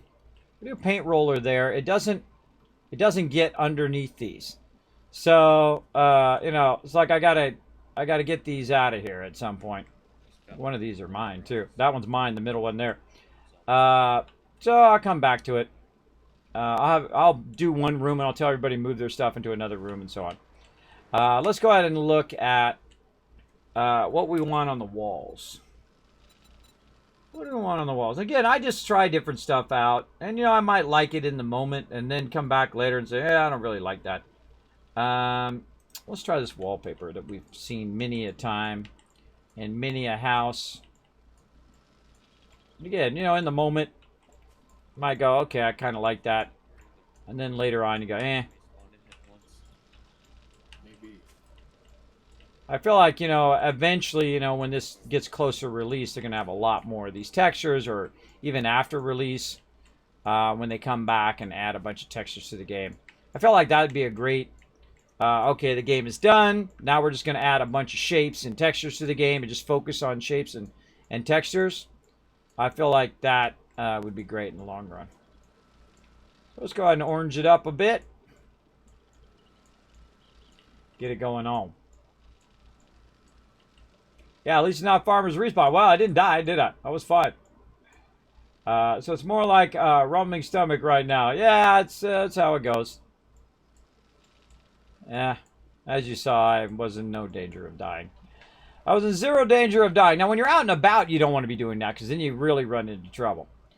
All right, and then this, we want it to be this kind of wood texture. We need to go get our other wood texture from out here, which is this kind of continuous wood texture. There we go. And as you see, I pick up a lot of textures that I've already used before. And it makes it a lot easier. Ah! Oops. See, it always happens, everybody. See, I don't switch it back. And then now I'm going to be redoing that in a minute. I'm going to be redoing all of that. It always turns up to a fail. It's not the game's fault. I think it's mostly my fault. Because I forget to switch it back. But that's okay. You know. We'll get it going. Let's finish what we're doing first, and then we'll come back to that. Headphones are dying. How are we doing on time? I could just do this for hours, everybody. I could just do this kind of cosmetic stuff. Oops, I wasn't trying to get that middle one. I can do this cosmetic stuff for hours.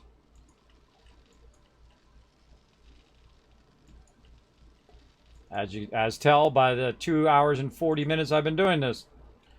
Now I could be watching the forges and doing all of that as well every 5 minutes, but I'm just letting them run. Let them run. Don't get so paranoid and you're like, oh, Kismet, you got to check the forges every 5 seconds. You know, the forges. It's fine. It's fine. Just let them run. Let them melt down. It'll be good. I don't need to check that stuff every 5 seconds.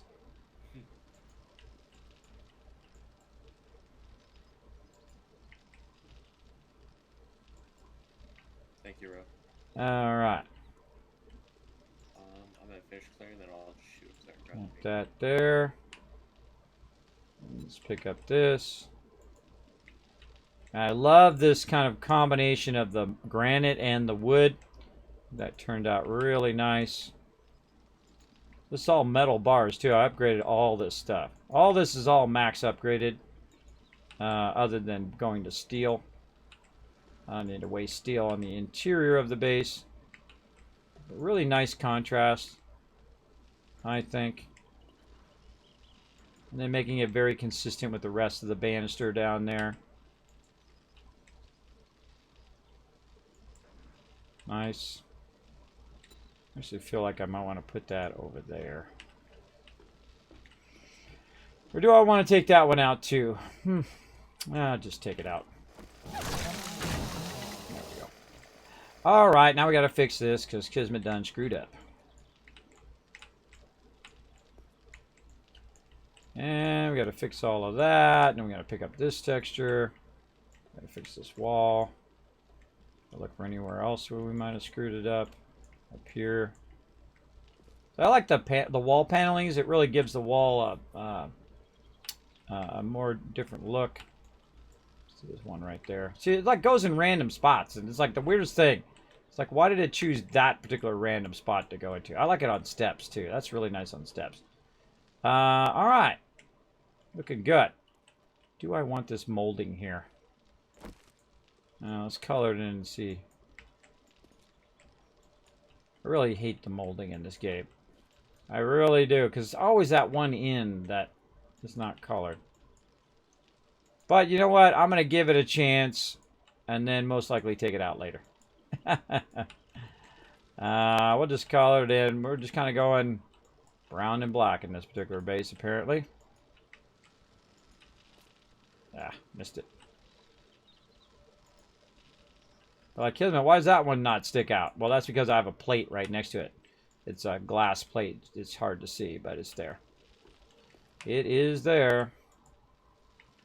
Okay, now another cool thing, by the way, of a lot of this stuff, once you paint it, you can see when stuff is damaged. There's one that got hit there, too. You can see stuff that's damaged when you go in and you paint it up. whatnot. All right, well, we got a little something going there. You know what? I think I'll bring this paneling into this doorway too. Nature. Awesome. Like this, and we'll get this other type of wood. Oh wait, that's not it. Let's get it from here. And all right, how we look? It's day 48. We have another hour until we're on Horde Night. Dang, what the heck is going on with our weird Horde Nights? What day did we start? Day 46? 46, 47, 48. So that should be 2 hours. Why was it 3 hours? Something definitely wrong with our Horde Nights. But such is the way it goes. Nothing else I can do about it, I guess. I'll have to look at my parameters, but I've already looked at it 100 times. It says 60 minutes, so... Yeah, let's make that interior of the doorway like that. I like that. You know what? I'm going to do that with all the doorways. Let's do that with all the doorways. Make our entry doorways all consistent. Put some wood paneling in there.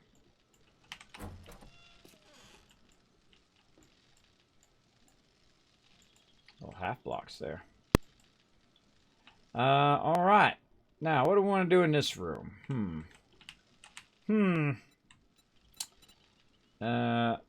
Just a heads up, we are going to run out because it'll still be another hour or so before we do Horde Night. So we're going to head out here in about 10 minutes, everybody. Just a heads up.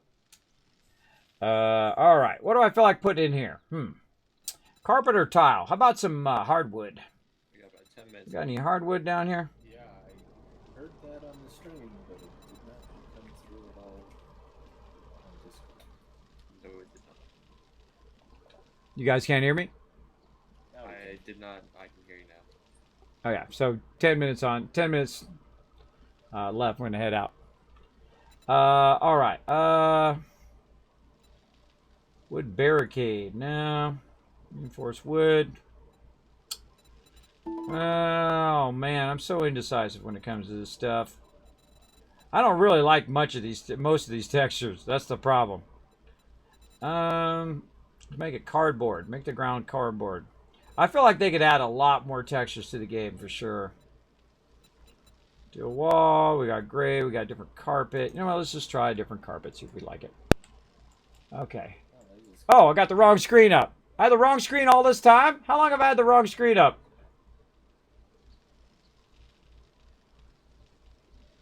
How long have I had that up? Ah. You guys haven't been watching that the whole time. Not that long. Only a minute. All right, cool. Cool. Oh, wrong thing. Only a minute. All right. Very nice. I don't know why. I must have accidentally hit it. How long? Why did I have that up for only for a minute?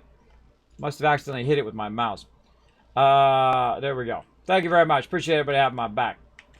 I must have accidentally bumped my... Because if I bump the side of my... I have two mouses right next to each other, so sometimes I bump the side of it. All right. I kind of like that. That's okay, carpet. That feels very industrial strength there. I feel like this one, we're going to go ahead and pull this whole entire thing inside. And we're going to make this into a little bunker room over here. Oh, wow. I didn't know that's where it leads to. That's going to be like a vault. Little power vault room. Oh yeah, I had that one. We'll make that all like, what do you call that? Panic room. Like a panic room. What else we got? Let's see. So we got some carpet down here. Woodland, no. Ugh. Drop ceiling. I don't like that carpet, but we'll try it. Yeah, you know, that's what we got. That's Alan's there. We'll leave all of that. Okay, now we got to do some wall stuff. Let's just look at... we don't have that much choices. So, you know what? We're just going to go ahead and make them different. Throw up some wallpaper. How about you wrote? I should take that block out and make that into a split window. We're all done. D. Other than maybe you might. This is the yellow room. There's the orange room and the yellow room. But there's some stuff I'll grab before we reset next time. Anything looks better, I think. Well, at least most anything looks better than looking at concrete walls. All right. So again, we'll just beggars can't be choosers. A little tempted to put some floor. What about barn wood? Nah, I don't like that.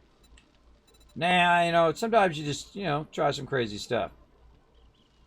Blue metal roof, redwood.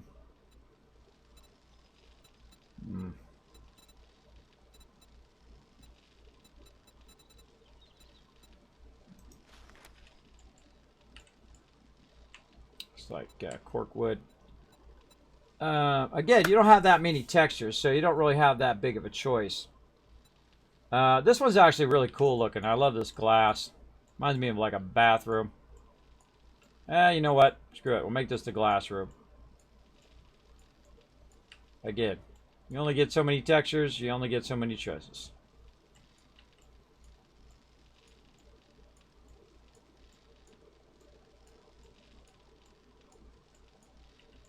Just getting rid of this concrete so we don't have to look at it.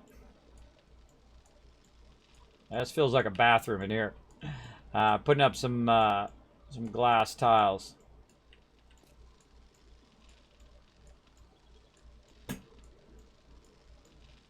All right. We gave it its own unique feel. I actually kind of like that. That's kind of nice. Bathroom there. Little room there. Now we want to go in here and make this into like a metal bunker. Bro, did you ever figure Let's go ahead and look. You can also make this look like glass too. This kind of glass. It's ugly though. Let's go ahead and make this a metal bunker. I don't want to use the metal steel. Let's try kind of like a blue stainless steel. Oh, that's kind of cool. Just that building. This is our power room, so we'll. it's hovering, literally. I kind of like it, but I kind of don't. What else we got? Rusty metal green. Literally, it's hovering. What about ducting? Make it like insulated ducting in here.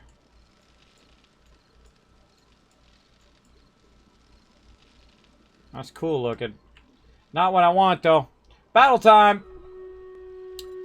Time the day length. It is off. I don't like any of that. I don't like it. And if I don't like it, I ain't putting it up there. Now let's go see this reinforced. This is old school here, man. I remember using this a long time ago.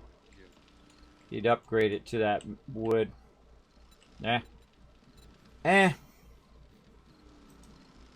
See about this. Flat wall, like a concrete interior. Don't like that. We'll find something here. We'll find something. Kind of like that blue. You know what? I'm just going to go with the blue. I think the blue is the thing.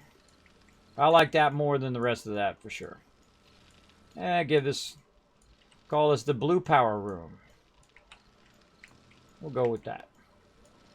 Don't spend too much time agonizing over stuff. If you spend too much time agonizing over stuff, you're not doing anything. So what I'll do is I'll do this, and then if I think I like something better, I'll come back later and add something better later on. But for now, we'll go through and do this.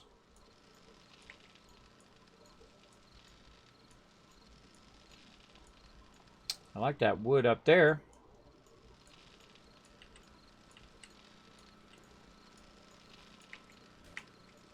It has become a tradition. All my power rooms will be blue. I don't know. That's how traditions get started, everybody. You do something like that, and all of a sudden, okay, all power rooms now must be blue. All right. Go ahead and grab this over here. Actually, I think I already had it down there, but let's grab it. Put it in here. All right. We're getting there, everybody. Getting there. Oh, hold on now. Little one right there we need to get. We'll work on all these doors later on. Well, holy mackerel. She's looking good. There's always one more thing to do. There's one more thing to color in. There's one more thing to add. There's one more of this, that, and the other thing. Constantly. Try to get the underside of that. Already got it. Already got it. Nerd pull it.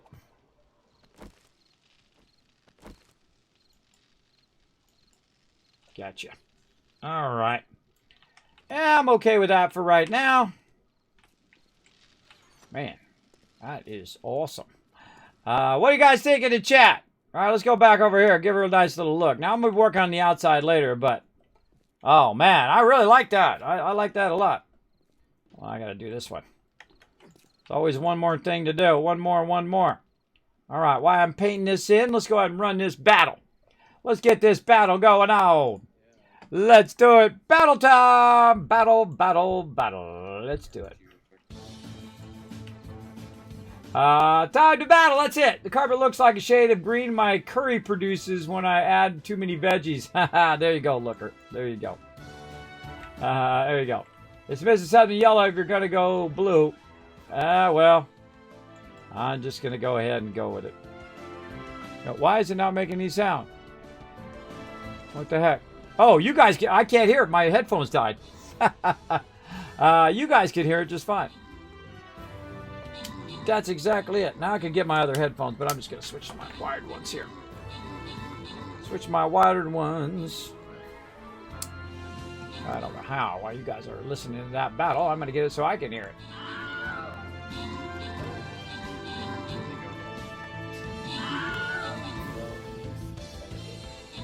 Okie dokie.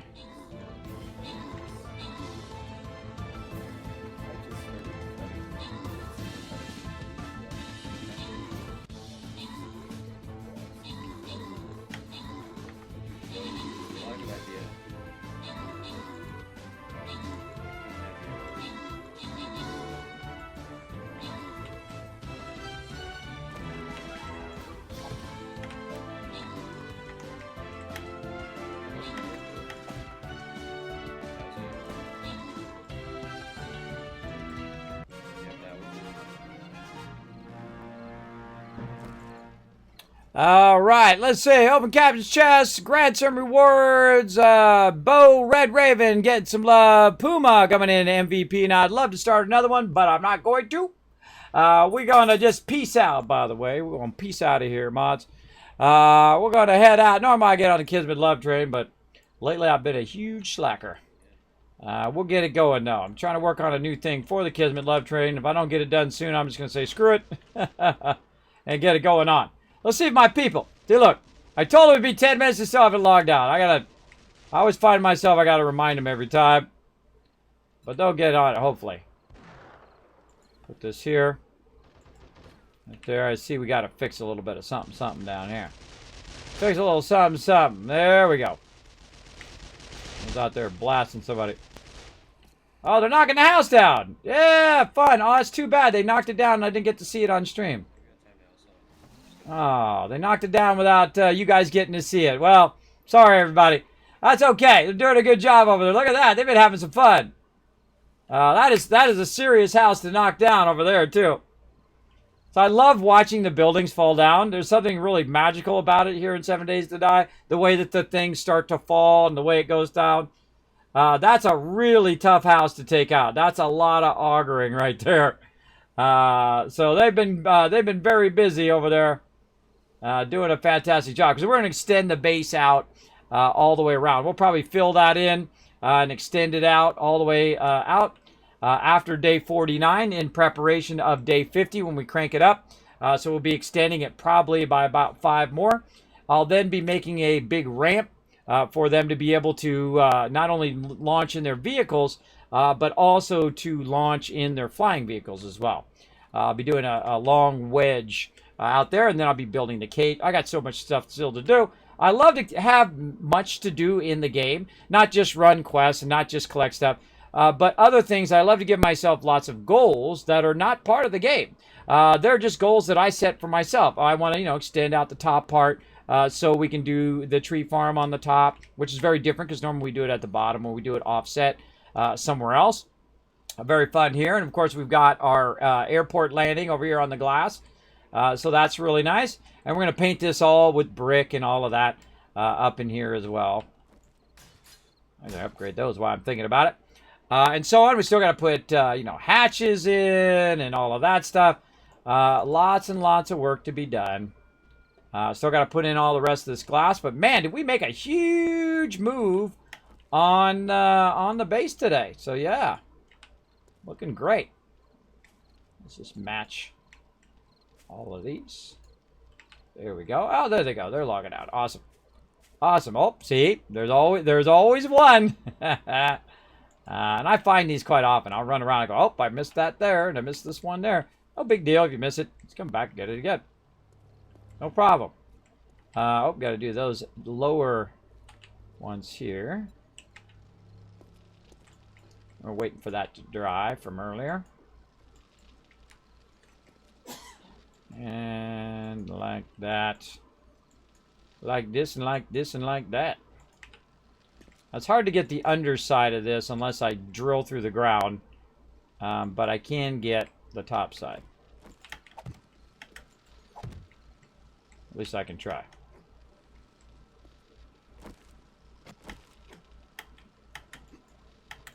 Very difficult. Yeah, it's because we're right there next to the thing. So we got to go over one, up one, and then we can try to get it. There we go. Oh, wrong thing. Need my paintbrush. There we go. Got it done. Very nice. Okay. How about over here? Getting that going. We got an upgrade here. All that's looking good. All right, I gotta take all these blocks out. Ah, can't believe I did that. That's gonna be a bit of work and a waste of glass, but it's okay. We'll probably finish the rest of this in. Next time we come in, we'll definitely be having Horde Night then, because I don't know why my Horde Nights seem to be going really slow. I know I have it set for 60 minutes for a day cycle. Just pretty weird. Oh, we didn't get behind there. See if we can sneak it in. Again, we might have to pick all these up next time and get the last few that are back behind there. But look at this, everybody. All right, we got that colored in beautifully. The interior of the base looking fantastic. Nice. We got our stairs nice and done here. Oh, I feel like we got to get a little something, something right there. And then I can see right there on these edges. A little something, something. Come on, you. Nope, won't let me get it. Won't let me get it through the stairwell. Might have to take that stairwell out. Take the top stairwell out, and then paint that, and then put it back. Sometimes you have to do that. Whole upstairs, now done. With its own unique rooms. Some tiles down here, some orange up here. And I feel like I might want to come back and do that molding or take the molding out. Yeah, maybe fix the molding. Got to go through and work on this. We can actually upgrade this. Let's upgrade this. It's okay if I let the time run a little bit because we really do need to let this run. Now, when I hit day 50, by the way, when I hit day 50, I'm also going to be reducing the day cycle. So I'm going to be reducing it down to 40 minutes instead of an hour. And for some reason, even my hour cycle is not really working, but we'll figure out why that is. That seems to be a server issue more than anything else. All right, so that's the interior. We got all this done. We got all our benches in, our extra stuff. We have a ton of benches still to do. Oh, we got to do that roof area up there. And we got to do a lot of this up here. All right, we'll come back to all of that. So I can just keep going and going and going and going. I'm very much like that. I mean, this game is really fun. I can just do this for 12 hours. But then I won't be able to do all that other stuff that I really want to get done as well. So thanks again, Melton, or Old Morton, for coming in with the host. And thank you to Andrew for the follow as well. Thanks for coming in and hanging out. There you go. All right, I hope you enjoy your evening. Have a lovely rest. Thank you, Looker. Appreciate it. Building is going well, Kevin. Yeah, it looks awesome. It turned out amazing. This is all upgraded, too. This is all iron and concrete that I went in and repainted. And it turned out well. I really like it, though I'm kind of feeling maybe I should have done something different in the second level. I don't know. Maybe the whole second level will be marble. I don't know. But I think it's good enough for now. We've got our exits marked. We've got our walkways and our crafting areas. I really should look at all of these things, but we'll do that next time. And we've got our farms working out here. This is all looking good. Someone's got their vehicle parked right over the top of this. Fantastic. I'm picking that up. So yeah, the base looking good. Love the glass. I love how the glass just happens to be right at the edge at where this matches up. Then we got all our drop boxes up here, which is adding protection. So if they do shoot from underneath, it won't hit the drop boxes up there. Though I do want to take this out and color that in and make these all plates. I feel like the side of the base looks great. The top looks great. That looks really awesome. Probably one of my favorite parts of the thing. Especially with the kind of crystal top to it. Oh, wow. We got to paint that top part. No. Especially with that kind of crystal top to it, which is kind of like a skylight at the top. I wish I had the ones to do the corner here, too. I make the whole top of it as a crystal skylight. Though I kind of like the kind of mixture of those two things. Still don't know what I want to put on the top there, though. Maybe just straight up tile. Maybe just put some tile up there. See how I like that. Yeah, I like that. I can go with that. Yeah, that's good. That's good. So let's just color that in a little bit. Yeah, see all the blocks that are behind glass. That's like a thing that'll trigger me in the long run. So I'll come back, take those pieces out, color it, and then put it back in the long run. Yeah, see, it's not letting me color in that glass there. So yeah, that looks good. Gonna go with it. Overall, house looks beautiful. Amazing. Wait till we get the rest of the glass in. It's gonna be really cool. All right, getting out. Getting out, heading out. Let's go to the office.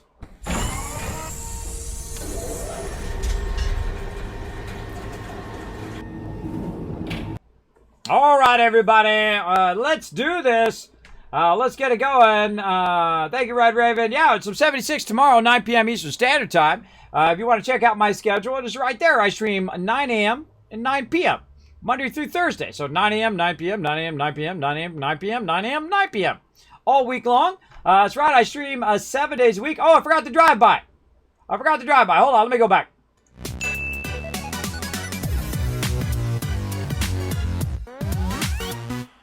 Hold on, let's do a drive-by. There you go, Ro. That's just for you, bro. All right, back to the office again.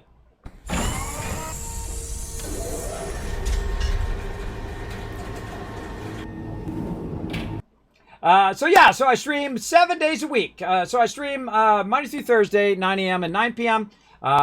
2 times a day. Then on Friday, just in the morning, 9 a.m. And then on Saturday, Sunday, 9 p.m. and 9 p.m. again. Whatever time it was, 3 hours, roughly 3 hours ago on the hour, that's the time in which I'll be back Sunday night, later on tonight. All right? So whatever that is, local time for you. Now, of course, go ahead and check out the social media, everybody. It does help me a lot if you go onto the Twitter and you hit the follow. You go over the YouTube, and there's going to be one video every single day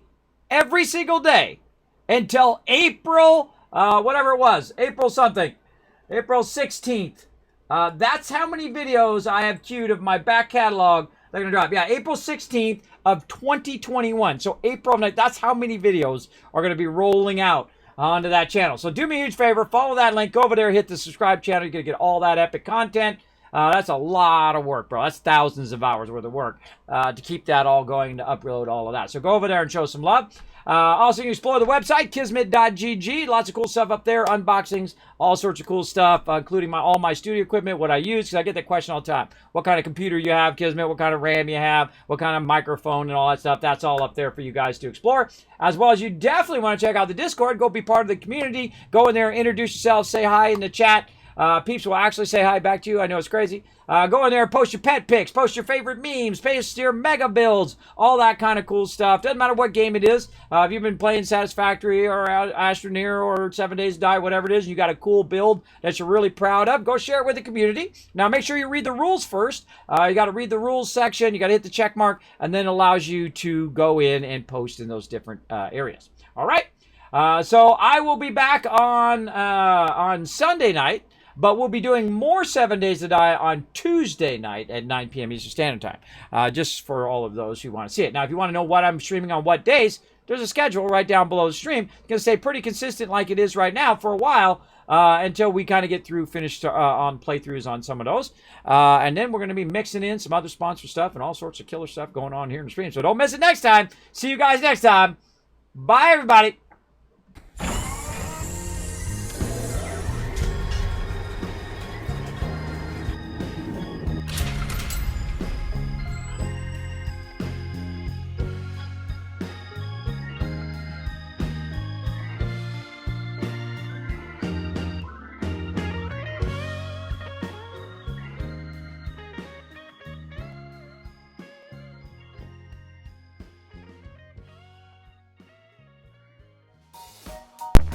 Hey everybody, Kismet here. Thank you so much for watching this video. Make sure to hit that subscribe button right in the center of the screen. Also check me out live on twitch.tv/Kismet. I'll see you all next time.